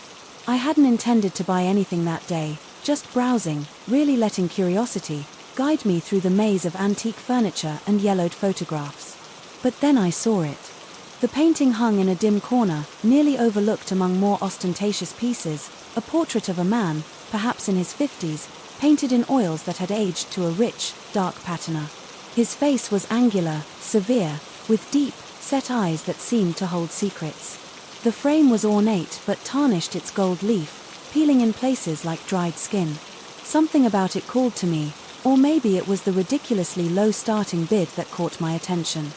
20 minutes later, I was the proud owner of what the auctioneer had described as portrait of unknown gentleman circa 1890s, artist unknown. The painting fit perfectly above my living room mantelpiece, as if the space had been waiting for it. My apartment, a converted warehouse in the arts district, had high ceilings and exposed brick walls that made most artwork look lost. But this portrait seemed to command the room, drawing the eye, naturally, to its commanding presence. That first evening I found myself studying it while sipping wine. The brush work was masterful. Whoever had painted this knew their craft. The subject's eyes were particularly striking, rendered with such skill that they seemed almost alive. A trick of the light perhaps, or the way the artist had layered the paint, but those eyes appeared to follow movement across the room. I told myself it was just good portraiture. All the masters knew how to create that effect. The Mona Lisa was famous for it. Still, I found it unsettling how the man's gaze seemed to track me as I moved from kitchen to couch to bookshelf. Sleep came fitfully that night. My bedroom was on the opposite side of the apartment from the living room, but I couldn't shake the feeling of being watched twice. I got up and checked the locks, then felt foolish for doing so. The city outside hummed with its usual nighttime rhythm. Distant traffic, the occasional siren, the murmur of late-night conversations floating up from the street below normal sounds. That should have been comforting. But underneath it all I thought I heard something else. A faint scratching like fingernails on wood. The second day I tried to focus on work, but my attention kept drifting to the painting. During a video conference call I found myself glancing over my laptop screen to the portrait. The man's eyes seemed more intense today, his expression somehow more pronounced. When my colleague asked if I was still there, I realized I'd been staring for several minutes without responding. That evening I decided to research the painting online. The auction house had provided minimal information, but I searched through databases of 19th century portraiture looking for similar styles or any record of the piece. Hours passed with no success. The painting remained anonymous, its subject a mystery. As I researched, I became increasingly aware of the portrait's presence behind me. Several times I spun around in my chair expecting to catch some change in the painting's appearance, but it remained exactly as before. The feeling of being observed grew stronger, more persistent. It was like having someone standing just outside my peripheral vision, always there but never quite seeable. The scratching sounds returned that night more pronounced. They seemed to come from within the wall behind the painting, as if something were trying to claw its way through the plaster and brick. I pressed my ear to the wall but heard only silence. The moment I pulled away, the scratching resumed. I checked with my upstairs neighbor the next morning, mentioning I'd heard some unusual sounds. She looked at me strangely and said she'd been out of town for the past week. The apartment above mine was empty. Work became impossible. I found myself staring at the painting for long stretches, trying to understand what was happening to me. The man's eyes definitely moved. I was sure of it now, not in any way that could be captured on camera, but with subtle shifts that caught the edge of my perception. When I looked directly at the eyes, they seemed normal, but in my peripheral vision they tracked my movements with unblinking attention. I began documenting everything in a notebook. The times I heard scratching, the angle of the subject's gaze, any changes in the painting's appearance. The notes filled page after page, becoming increasingly frantic and detailed. Reading them back, I wondered if I was losing my mind. The scratching grew louder each night, more insistent. It followed a pattern, 3 sets of 4 scratches, then silence. Then the pattern repeated, always from behind the painting, as if the man in the portrait were trying to claw his way out of the wall itself. I started sleeping on the couch as far from the painting as possible, but distance didn't help. I could feel those eyes on me, even with my back turned, boring into me with an intensity that made my skin crawl. Friends began to comment on my appearance. I looked tired, they said, distracted. When had I last eaten properly? One friend suggested I see a doctor. Maybe take some time off work. But how could I explain that a painting was driving me to the edge of sanity? I tried covering the portrait with a sheet, but that only made things worse. The fabric seemed to ripple and move as if something underneath were struggling against it, and the scratching became violent, urgent. Accompanied by what sounded like muffled breathing, I pulled the sheet away within minutes. Unable to bear the sounds, research became an obsession. I scoured auction records, estate sale catalogues, anything that might provide a clue about the painting's history. Finally, I found a reference in a 1947 newspaper article about a house fire. The article mentioned paintings and furniture being sold to settle an estate, but gave no details about specific pieces. The house address led me to city records. The property had changed hands multiple times over the decades, each ownership period ending abruptly. Foreclosures, sudden moves, unexplained departures, a pattern of disrupted lives that seemed to follow the painting from home to home. I couldn't eat. Sleep became impossible. The scratching now continued throughout the day, growing louder. Whenever I tried to ignore it, sometimes I heard what sounded like whispered words, though I could never make out what they said. The man's eyes had become openly predatory. Following my every movement with malevolent intelligence, my notebook entries became increasingly illegible, filled with drawings of eyes and frantic observations about the painting's behavior. I wrote about seeing the man's lips move, about hearing footsteps that came from inside the wall, about shadows that fell wrong around the frame. Looking back at these pages now, I can barely recognize my own handwriting. The breaking point came on a Tuesday night. I woke to the sound of scratching so loud it seemed the wall might give way. The noise was frantic, desperate, as if something were trying to break free from a prison. I stumbled to the living room and found the painting, exactly as always, the man staring out with those penetrating eyes, his expression unchanged. But as I watched, his mouth began to move, not in any way that could be called supernatural, but with tiny shifts in the paint surface that formed words I couldn't hear. His eyes tracked my movement as I backed toward the door, and I swear I could see his chest rising and falling with breath. I spent the rest of the night in my car, parked outside a 24-hour diner, trying to convince myself I was having some kind of breakdown. Maybe stress from work. Maybe a gas leak in the apartment. Maybe just the natural result of living alone too long. There had to be a rational explanation. But when I returned the next morning, steeling myself to either destroy the painting or have myself committed, I found something that shattered what remained of my composure. The portrait lay on the floor, fallen from its place above the mantelpiece. The frame had cracked spider webbing across the glass that protected the canvas. But the most disturbing part wasn't the fall itself. It was what the painting now showed. The ornate chair was still there, positioned exactly as before. The rich clothing, the careful attention to light and shadow, the masterful brushwork, all exactly as it had been. But the chair was empty. The man was gone. I circled the fallen painting, studying it from every angle. There was no sign of damage to the actual portrait. Beyond the cracked glass, the paint showed no scratches, no tears, no evidence that anything had been removed or painted over. The chair simply sat empty, as if it had always been that way, as if the figure of the man had never existed at all. But I knew he had been there. I had the notebook filled with observations. The sleepless nights, the weeks of watching those eyes track my movements across the room. Unless I was completely insane, that man had been as real as anything else in my life. I pulled out my phone to call someone, the auction house, a friend, anyone who might help me make sense of what had happened. But as I lifted the device, I caught sight of my reflection in the black screen. The face staring back at me was my own, but wrong. Somehow the eyes were too intense, too knowing. The expression was severe, angular, with deep-set features that seemed to hold secrets. I looked exactly like myself, and yet exactly like the man who had been in the painting, standing there above the fallen portrait, staring at my reflection in the phone's dark surface. I felt the terrible certainty that whatever had been trapped in that frame was no longer trapped at all.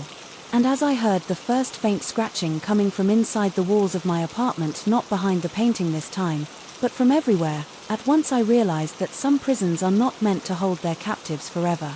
The scratching continues as I write this, growing louder each day. 3 sets of 4 scratches, then silence. Then the pattern repeated.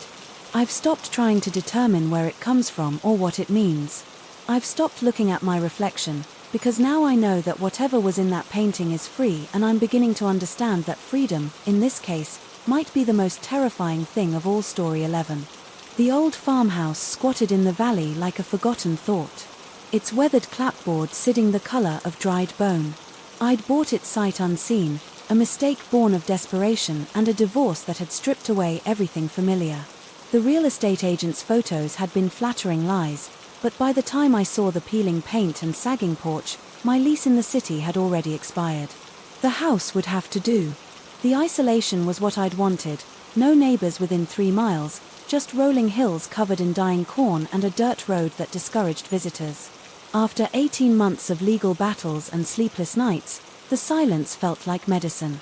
I moved in on a Tuesday, hauling my few remaining possessions up the creaking front steps while October wind rattled the skeletal trees. The house revealed its quirks quickly. The kitchen faucet wheezed before producing rusty water. The floors sagged in places and every door hung slightly askew. But it was solidly built, the kind of place that had weathered a century of storms. Most importantly, it was mine. The first thing in my life that belonged to me alone and longer than I cared to remember. The first night I slept on an air mattress in what would become my bedroom, lulled by the house's settling sounds.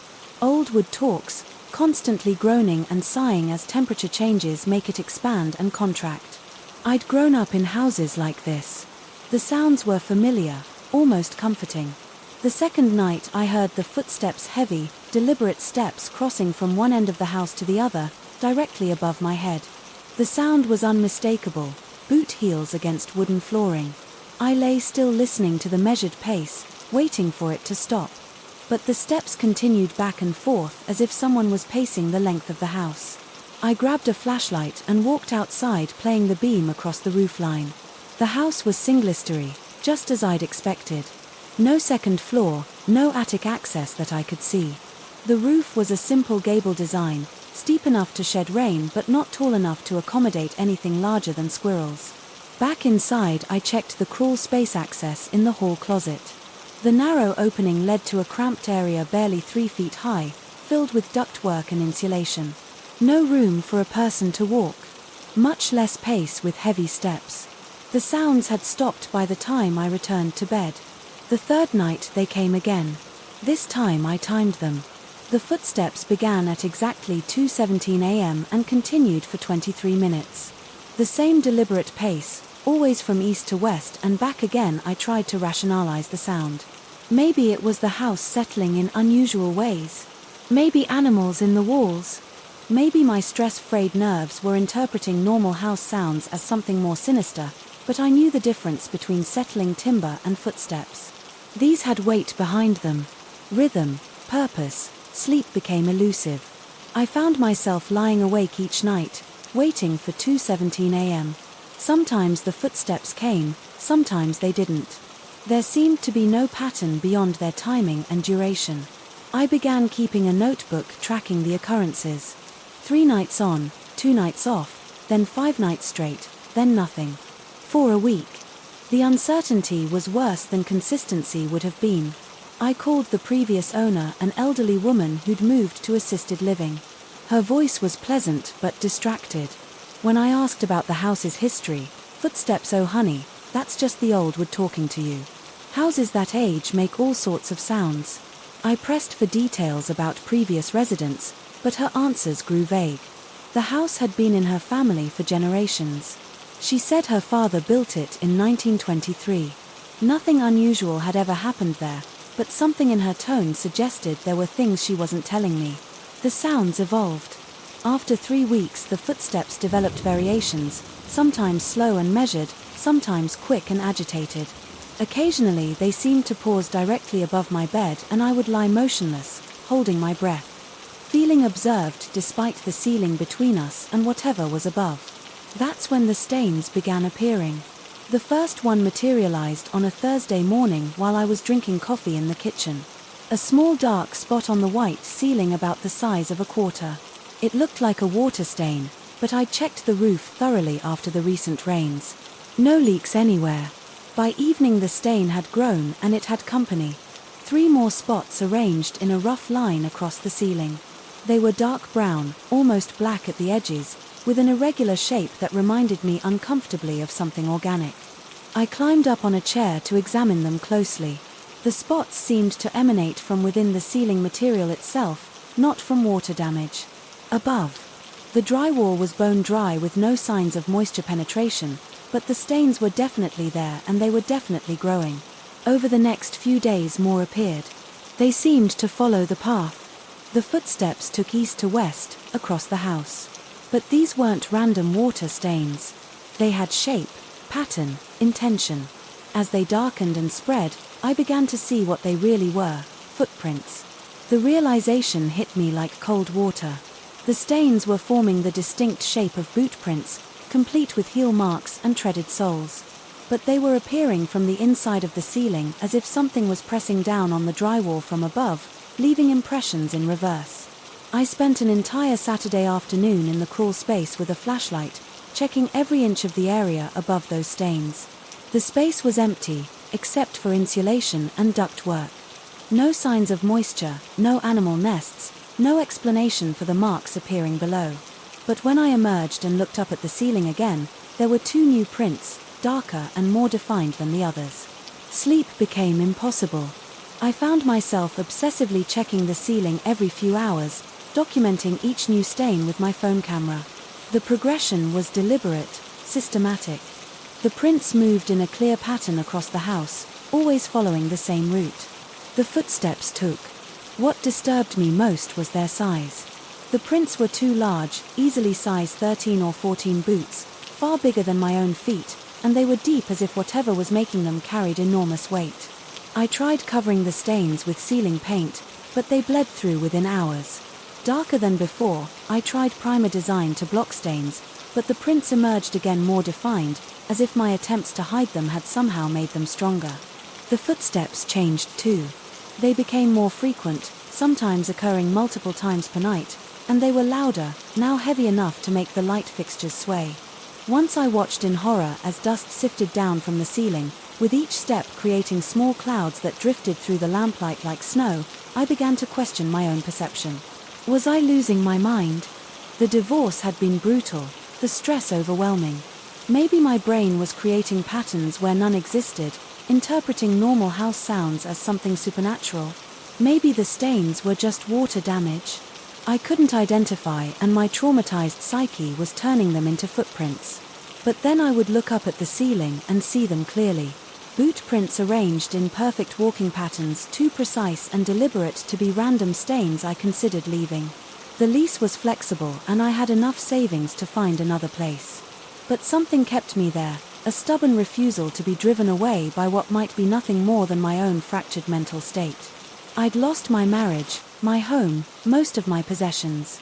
I wouldn't lose this too, not to shadows and sounds and stains that might exist only in my head. The prints multiplied by November. They covered most of the ceiling in the main part of the house. Some were faint, barely visible. Others were so dark they seemed to absorb light.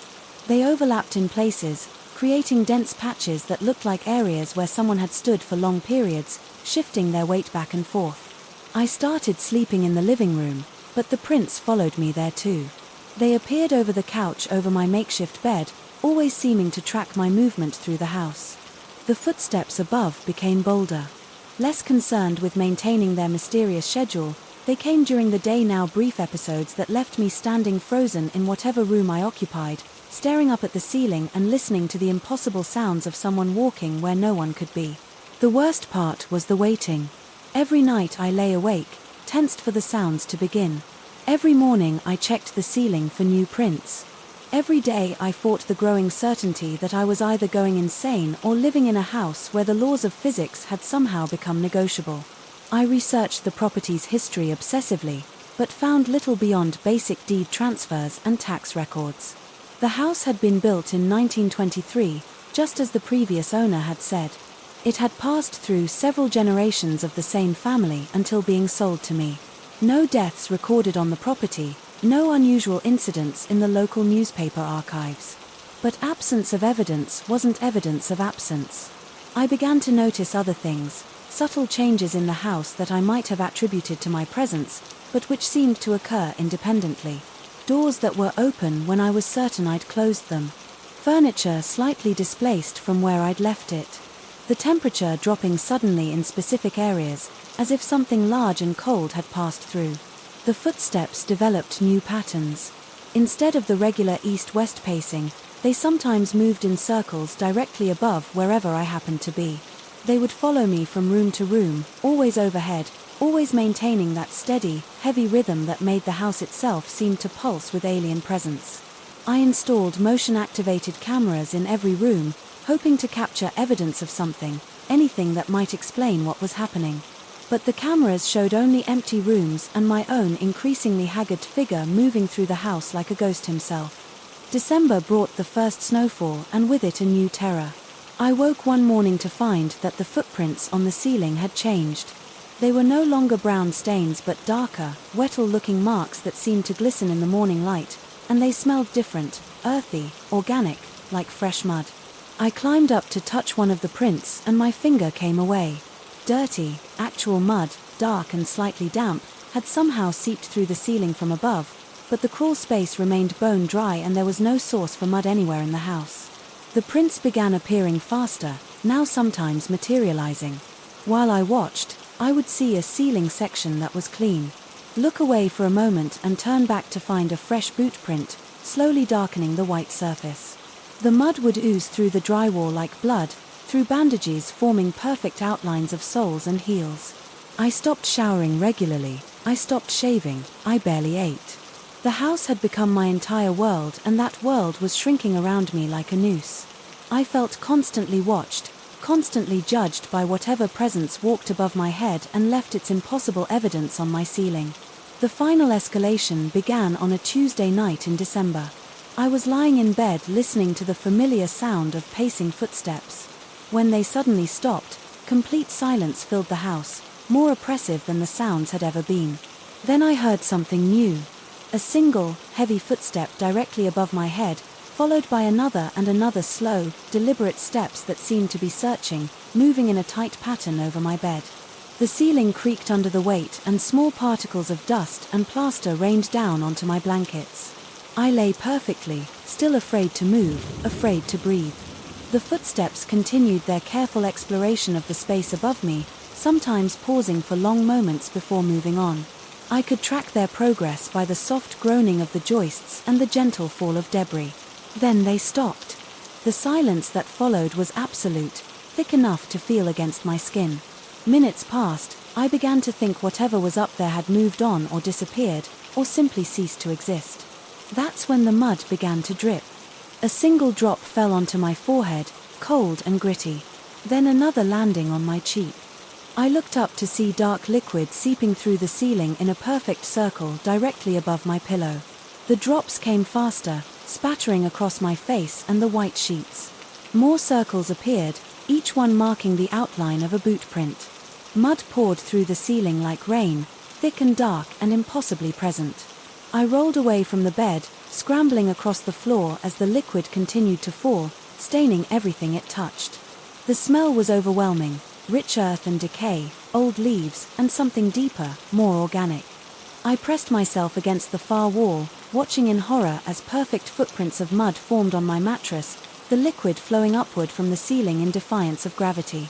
When morning came, everything was dry. The mud was gone, vanished without a trace. The ceiling showed no stains, no holes, no evidence that anything had fallen through it during the night. My sheets were clean, my skin unmarked. Even the smell had disappeared, leaving only the faint mustiness of an old house. But the footprints remained on the ceiling, darker than ever, arranged in a perfect pattern that led from the door to directly above where my bed sat. I knew then that I was either completely insane or living with something that existed outside normal reality. The distinction no longer seemed important. What mattered was that the presence in my house, real or imagined, had focused its attention on me with an intensity that made continuing to live there impossible. I packed my few belongings and left that afternoon driving away without looking back at the house that had become either my salvation or my destruction. I rented a small apartment in town, telling myself that I needed a break, that I would return once my mind had cleared. But I never went back. Sometimes, on quiet nights when sleep eludes me, I think about the house standing empty in its valley. I wonder if the footsteps continue their nightly pacing. I wonder if new stains bloom on the ceiling like dark flowers marking the passage of something that walks where it cannot be. And sometimes in my dreams I feel cold mud dripping onto my face and wake to find myself staring at my apartment ceiling, searching for the first signs of impossible footprints forming in the pristine white surface above my bed. The rational part of my mind insists it was all stress, trauma, and isolation playing tricks on a damaged psyche. The other part, the part that remembers the weight of those footsteps and the smell of that mud, knows better. I've never determined which part is right. I'm not sure. I want to know story 12. The first time it happened I blamed the old wiring. Working from home had been an adjustment, trading the fluorescent hum of the office for the creaking whispers of a house that had seen better decades. My employer had been generous with the transition, understanding that the world had shifted beneath our feet. But what they couldn't account for was how isolation changes a person, how the familiar sounds of a place become amplified when you're the only one listening. I'd been working late, caught in the familiar trap of losing track of time. When deadlines loomed, the laptop screen cast its pale glow across my makeshift office setup in what used to be the dining room. That's when every light in the house flickered, not quite going out but stuttering like a heartbeat. Under stress, I glanced at the clock in the corner of my screen, 3:17 a.m. The flicker lasted maybe 3 seconds, long enough to make me look up from my work, but brief enough that I convinced myself it was nothing. Old houses do that.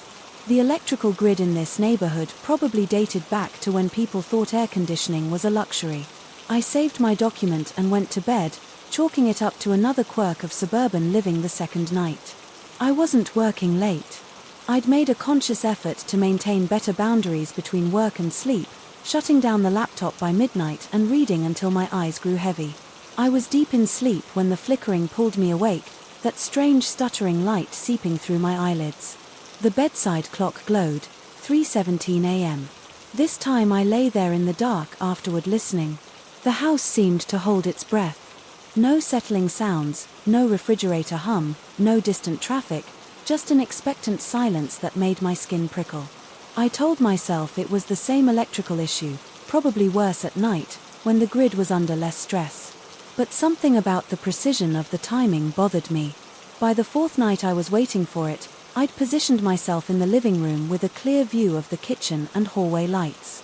At 3:16, I watched the second-hand sweep around my watch face, counting down like New Year's Eve. In reverse, the lights flickered right on schedule, every bulb in the house performing the same brief synchronized dance. But this time I was alert enough to notice something else. During those 3 seconds of electrical uncertainty I heard it, a deliberate knock at the back door, 3 measured raps spaced evenly apart, not the random percussion of wind or settling wood, but the unmistakable sound of knuckles against painted metal. I sat frozen waiting for it to repeat, but the silence that followed was complete. When I finally worked up the courage to check the back door, peering through the kitchen window with my phone's flashlight cutting through the darkness, the small concrete patio was empty. The motion sensor light hadn't triggered. There were no footprints in the flower bed my ex-wife had planted 3 years ago, and I'd been too lazy to maintain just empty space and the distant whisper of wind through the neighbor's trees. Sleep became elusive. After that I'd installed a security camera app on an old phone and positioned it to watch the back door, but the footage from each night showed the same thing, an empty patio at 3:17 a.m. No movement, no visitors. The audio was even more frustrating, clear recordings of the lights flickering. But during those crucial seconds, static overwhelmed the microphone, as if something was interfering with the recording itself. I began researching electrical disturbances, diving deep into forums about electromagnetic interference and power grid anomalies. Some people reported similar experiences, but their explanations ranged from transformer issues to paranormal activity. The rational part of my mind clung to the electrical theories, but doubt crept in during the long hours between midnight and dawn. Working from home had stretched my days into shapeless things. Without the natural boundaries of commuting and office hours, time became fluid. I'd catch myself working until 3 in the morning, then sleeping until noon. My circadian rhythm completely disrupted. Maybe the stress was making me hypersensitive to normal house sounds, maybe the isolation was playing tricks on my perception. But the visitor proved me wrong. 3 weeks into this nightly routine, I saw it for the first time. I'd been stationed in the living room, again laptop open, but ignored, watching the clock approach 3:17. The lights performed their scheduled flicker and I heard the familiar knocking at the back door. This time, though, I'd position myself with a view of the kitchen window. A shadow moved across the glass, not the quick dart of an animal or the swaying of tree branches. This was a human silhouette, tall and unnaturally still pressed against the window, as if looking in the shape, lingered there for what felt like hours but was probably only minutes, completely motionless, except for what might have been the subtle rise and fall of breathing. I couldn't see features, just the suggestion of a head and shoulders outlined against the lesser darkness of the backyard, but I felt watched. The sensation crawled across my skin like static electricity, raising the hair on my arms and the back of my neck. When I finally blinked, the shadow was gone. The security camera predictably showed nothing, just the empty window and that same electromagnetic static that corrupted the audio. During the crucial moments, I began to wonder if I was losing my mind. Work became impossible to focus on, conference calls blurred together, emails piled up unanswered and deadlines slipped past like water through my fingers. My supervisor called to check in, concern evident in her voice. As she asked about my recent productivity, I made excuses about adjusting to the home office setup, promised to do better, but couldn't bring myself to mention the real reason for my distraction. How do you tell someone that you're being visited every night at 3:17 a.m. by something that might not exist? The shadow at the window became a regular occurrence. Always the same time, always the same motionless vigil. Sometimes I convinced myself it was a reflection or trick of light, but the feeling of being observed was too consistent, too specific. During the day, I'd examine the window from outside, looking for anything that might cast such a shadow. The angle was wrong for streetlights, and there were no nearby structures that could create the effect. I considered calling the police, but what would I report? That someone might be standing in my backyard for a few minutes each night, doing nothing illegal and leaving no trace. They'd think I was having a breakdown. Maybe I was. The worst part was how normal everything seemed. During daylight hours, the house felt like itself again, warm and familiar, filled with the comfortable clutter of a life in progress. It was only in those dark hours after midnight that the walls seemed to thin, that reality became negotiable. I tried staying somewhere else for a few nights, booking a cheap hotel room, just to test whether the phenomenon was location-specific or something I was carrying with me the first night away. I lay awake until 3:17, expecting lights to flicker in a place where I had no history. Nothing happened. The relief was so intense it made me dizzy. But when I returned home, the visitor was waiting. The shadow at the window had grown more defined during my absence, as if distance had allowed it to solidify. I could make out more details now. The suggestion of clothing, the way it held its head slightly tilted as if listening, and for the first time I thought I saw it move, just a slight shift of weight, the kind of unconscious motion that marks something alive. I stopped sleeping entirely. Days blended into nights in a haze of caffeine and mounting paranoia. I'd installed additional cameras. Motion sensors even went so far as to scatter flour on the back patio to capture footprints, but technology seemed to fail me when I needed it most, and the flour remained undisturbed despite the shadow's nightly appearances. My supervisor called again, this time with more pointed questions about my work, quality, and availability during business hours. I tried to explain without explaining, mentioned stress and adjustment issues, but could hear the skepticism in her voice. Remote work required trust, and I was eroding that foundation with every missed deadline and unfocused meeting. The shadow began appearing earlier.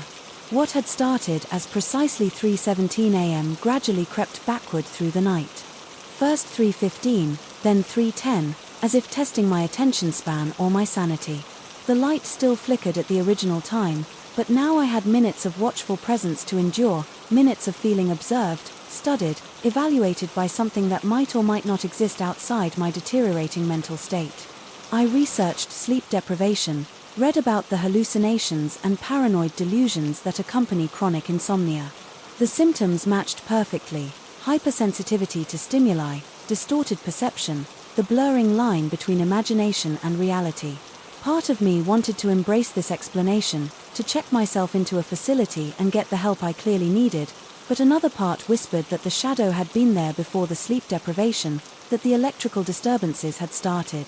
When my mind was still clear on what would be the last night in that house, I made a decision that probably saved what remained of my sanity. Instead of waiting in the living room, watching for a phenomenon that might be pure delusion, I positioned myself in the bedroom with the lights off and the door cracked open. I would observe without being seen, hoping that removing myself as a variable might clarify what was real. At 3:10, the shadow appeared at the kitchen window. As expected, I watched from my hidden vantage point, noting how solid it seemed, how consistently it maintained its vigil. But this time, instead of remaining pressed against the glass, it moved. The shadow turned toward the house and I realized, with a terror so pure it felt like ice water in my veins, that it wasn't looking through the window anymore. It was looking at me. Despite the distance, despite the darkness, despite my careful concealment, those invisible eyes found mine across the space between us. The lights flickered at 3:17 and when my vision adjusted, the shadow was gone from the window because it was standing in my living room. I don't remember moving, but I found myself pressed against the bedroom wall, heart hammering so hard I could feel it in my throat. The figure stood motionless in the center of the room where I'd spent so many nights waiting and watching, tall, indistinct but undeniably present, not transparent like a ghost from movies, but solid in a way that seemed to absorb light rather than reflect it. We regarded each other across the distance of the hallway. I couldn't make out features, couldn't determine if it was male or female, young or old, but the intelligence behind that featureless face was unmistakable. This wasn't a hallucination born of sleep, deprivation, and isolation. This was something else entirely, something that had been watching me with the same intensity that I'd been watching for it. The visitor raised one hand, not in greeting but in acknowledgement. A simple gesture that confirmed what I'd been afraid to admit. This interaction had been mutual from the beginning, while I'd been studying it. It had been studying me. Then it was gone. No dramatic exit, no fade to black. One moment. The living room contained an impossible presence, and the next it was just furniture and shadows and the familiar geometry of my disrupted life. I left the next morning, packed what I could fit in my car, called my supervisor to request an immediate transfer back to the office and drove until I found a furnished apartment on the other side of town. The moving company could deal with the rest I needed, distance from whatever had been sharing my space during those dark hours. That was 6 months ago. I work in an office again surrounded by the comfortable buzz of human activity and the reliable rhythm of 9 to 5 existence. My sleep schedule has stabilized, my productivity has returned and my supervisor has stopped checking in with concerned phone calls. But sometimes, in the quiet moments between sleeping and waking, I wonder if I misunderstood the nature of our relationship. The visitor had seemed curious rather than threatening, patient rather than malevolent. Maybe it had been as isolated as I was seeking connection in the only way it knew how. Maybe I was the one being haunted, or maybe I was the one doing the haunting. The distinction feels less important now, but on certain nights, when the clock approaches 3:17, I find myself watching the shadows and wondering if, somewhere across town, someone else is learning what it means to be observed by the impossible and whether they'll have the courage to stay and find out what it wants. Story 13. The apartment smelled wrong from the moment I stepped inside. Not putrid or moldy, nothing I could pinpoint or complain about to the rental agency. Just wrong, like air that had been breathed too many times by too many strangers. The kind of staleness that settles into a place when people pass through without ever really living there, leaving behind invisible traces of their temporary existence. I dropped my suitcase by the door and surveyed what would be my home for the next 3 weeks. The business trip to Portland had stretched longer than expected and corporate housing had fallen through at the last minute. This furnished rental was all I could find on short notice, a one-bedroom unit in a converted Victorian house, complete with original hardwood floors that creaked ominously under my weight and windows that rattled when trucks passed on the street below. The living room was staged with the kind of generic furniture you'd find in a hotel lobby: beige sofa, glass, coffee table, abstract prints that meant nothing to anyone. Everything looked clean but felt hollow, like a movie set dressed to suggest normally rather than actually achieve it. I found the thermostat and cranked it up, hoping warmth might chase away the chill that seemed to emanate from the walls themselves. The bedroom was where I first noticed the wardrobe. It dominated the far wall like a monolithic presence, its dark wood surface reflecting the afternoon light in ways that made it appear almost liquid. The piece looked original to the house, heavy Victorian craftsmanship with elaborate carved details along its frame. Two tall doors met in the center, secured by an old-fashioned brass lock that gleamed as if recently polished. I tried the handles out of idle curiosity, locked tight. The rental agreement mentioned that some personal storage areas might remain inaccessible to tenants, so I dismissed it as the owner's private space. Still, something about the wardrobe bothered me in a way I couldn't articulate. Maybe it was how it seemed to watch the room, its brass fixtures catching light eyes, or maybe it was simply too large for the space, creating awkward shadows that fell at unnatural angles. I unpacked my clothes into the smaller dresser provided and tried to ignore the way my movements felt observed. The sensation followed me as I explored the rest of the apartment, checked the kitchen appliances, tested the shower pressure. Every time I returned to the bedroom, my gaze was drawn back to that locked wardrobe standing sentinel against the wall. The first night passed without incident, though I slept poorly. The old house settled constantly around me, its wooden bones expanding and contracting with temperature changes. Every creak and groan seemed amplified in the darkness, and I found myself lying awake, cataloguing each sound, trying to determine its origin. The radiator hissed, the windows rattled, footsteps echoed from the apartment upstairs. Nothing unusual, nothing that couldn't be explained. By the second evening I'd grown accustomed to the ambient noise and felt my body finally relaxing into the unfamiliar mattress. I'd had a productive day at the client site, solved a critical server issue that had been plaguing their network for weeks.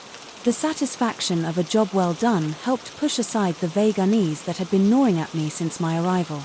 I was drifting off when I heard it, a whisper so faint. I almost convinced myself it was the radiator or wind through the window frames. But as I lay perfectly still controlling my breathing, it came again, clearer, this time unmistakably human. My name. Someone was saying my name. I sat up in bed, heart hammering against my ribs as I strained to locate the source. The sound seemed to come from within the walls themselves, muffled and distant, but definitely present. I waited in the darkness, counting my pulse beats, wondering if isolation was already playing tricks on my mind. Then I heard it again, and this time there was no mistaking the direction. The wardrobe. The voice was coming from inside the locked wardrobe. I fumbled for the bedside lamp, flooding the room with harsh yellow light that made everything look more sinister. Somehow, the wardrobe stood exactly as before, its brass lock, gleaming innocently, its carved surface showing no signs of disturbance. I approached slowly, bare feet, silent, on the cold hardwood, and pressed my ear against the wood silence. I waited there for what felt like hours but was probably only minutes, my cheek growing numb against the smooth surface. Nothing, no voice, no movement, no sound at all, except my own thundering heartbeat. Eventually I convinced myself it had been a dream fragment, the kind of half-conscious hallucination that sometimes occurs at the border between sleep and waking. But deep down I knew what I'd heard. The third night I was ready for it. I'd positioned myself in the chair across from the wardrobe, pretending to read, while actually watching and listening. The book lay open in my lap, but my attention was focused entirely on that imposing piece of furniture, waiting for any sign of the impossible. It came just after midnight. This time the voice was clearer, more insistent. It called my name with a familiarity that made my skin crawl, as if spoken by someone who knew me intimately. The tone carried a strange mixture of longing and menace, like a lover's whisper twisted into something predatory. I stood up slowly, book falling forgotten, to the floor. The voice continued, sometimes calling my name, sometimes murmuring words I couldn't quite make out. I approached the wardrobe with deliberate steps, fighting every instinct that screamed at me to flee. When I placed my hands flat against the doors, the voice stopped abruptly. The silence that followed was somehow worse than the calling. It felt expectant, charged with potential energy, like the moment before lightning strikes. I pressed harder against the wood, as if I could push through and discover the source of the impossible sounds.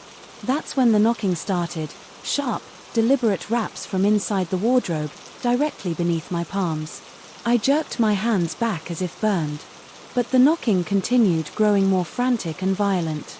The entire wardrobe began to shake with the force of whatever was trapped inside its heavy frame, rocking against the wall, with impacts that seemed far too powerful for the confined space. The brass lock rattled as the doors strained against it, wood creaking under tremendous pressure. I backed away, terror flooding my system as the knocking evolved into thunderous pounding that seemed to shake the entire building. How was this possible? How could something be inside there when the wardrobe was clearly locked from the outside? Then came the voice again, cutting through the cacophony with crystal clarity. I see you standing there. The words hit me like physical blows, sending ice through my veins. Whatever was inside that wardrobe knew I was there, knew exactly where I stood in the room. The realization that I was being observed by something I couldn't see or understand triggered a primal panic that left me gasping for breath. I've been watching you. The voice continued, now accompanied by a sound like fingernails dragging across wood every night, every moment. I know how you sleep. I know how you dream. The pounding intensified and I could see hairline cracks beginning to appear in the wardrobe doors. The wood was actually splitting under the pressure, splinters falling to the floor as whatever was inside fought to break free. The brass hinges groaned with the strain and I realized with mounting horror that the lock might not hold much longer. I had to get out of there. But even as my rational mind screamed at me to run, a darker curiosity held me frozen in place. What was inside there? What could possibly be making those sounds, speaking those words? The cracks in the wood grew wider and through the gaps I thought I could see movement, shadows shifting in the darkness beyond. Don't leave. The voice pleaded, taking on a desperate quality that was somehow even more unsettling than its earlier menace. I've been alone so long, so very long. I just want to see you properly. The psychological warfare was exquisite in its simplicity. The voice had shifted from threatening to vulnerable, from predator to victim, and some treacherous part of my mind actually felt sympathy for whatever was trapped in there. The manipulation was so obvious yet so effective that I found myself taking a step closer, even as every survival instinct screamed against it. The pounding stopped, suddenly leaving a ringing silence that was somehow worse than the noise. In that quiet I could hear my own labored breathing and the frantic beating of my heart. The wardrobe stood before me, its doors now visibly damaged but still holding, still keeping its secrets locked away. Please, the voice whispered so soft I had to strain to hear it. The key is in the kitchen drawer, the one by the sink. I know you've seen it.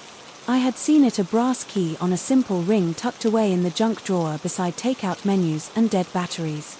At the time I'd assumed it was a spare for the apartment's front door, but now, looking at the wardrobe's matching brass lock, I realized its true purpose.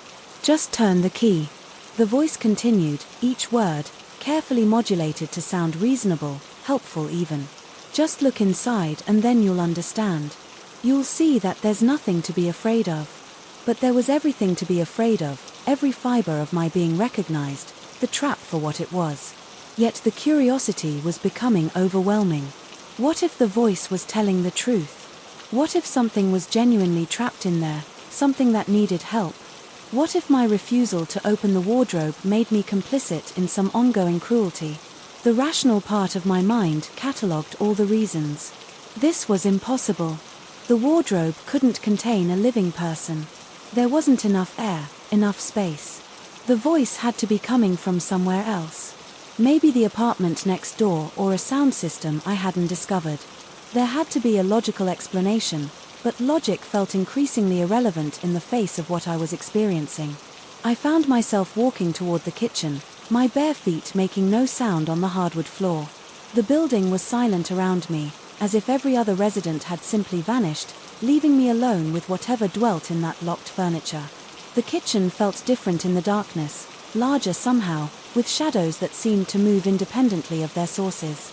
The drawer slid open with a whisper and there was the key exactly where the voice had said it would be.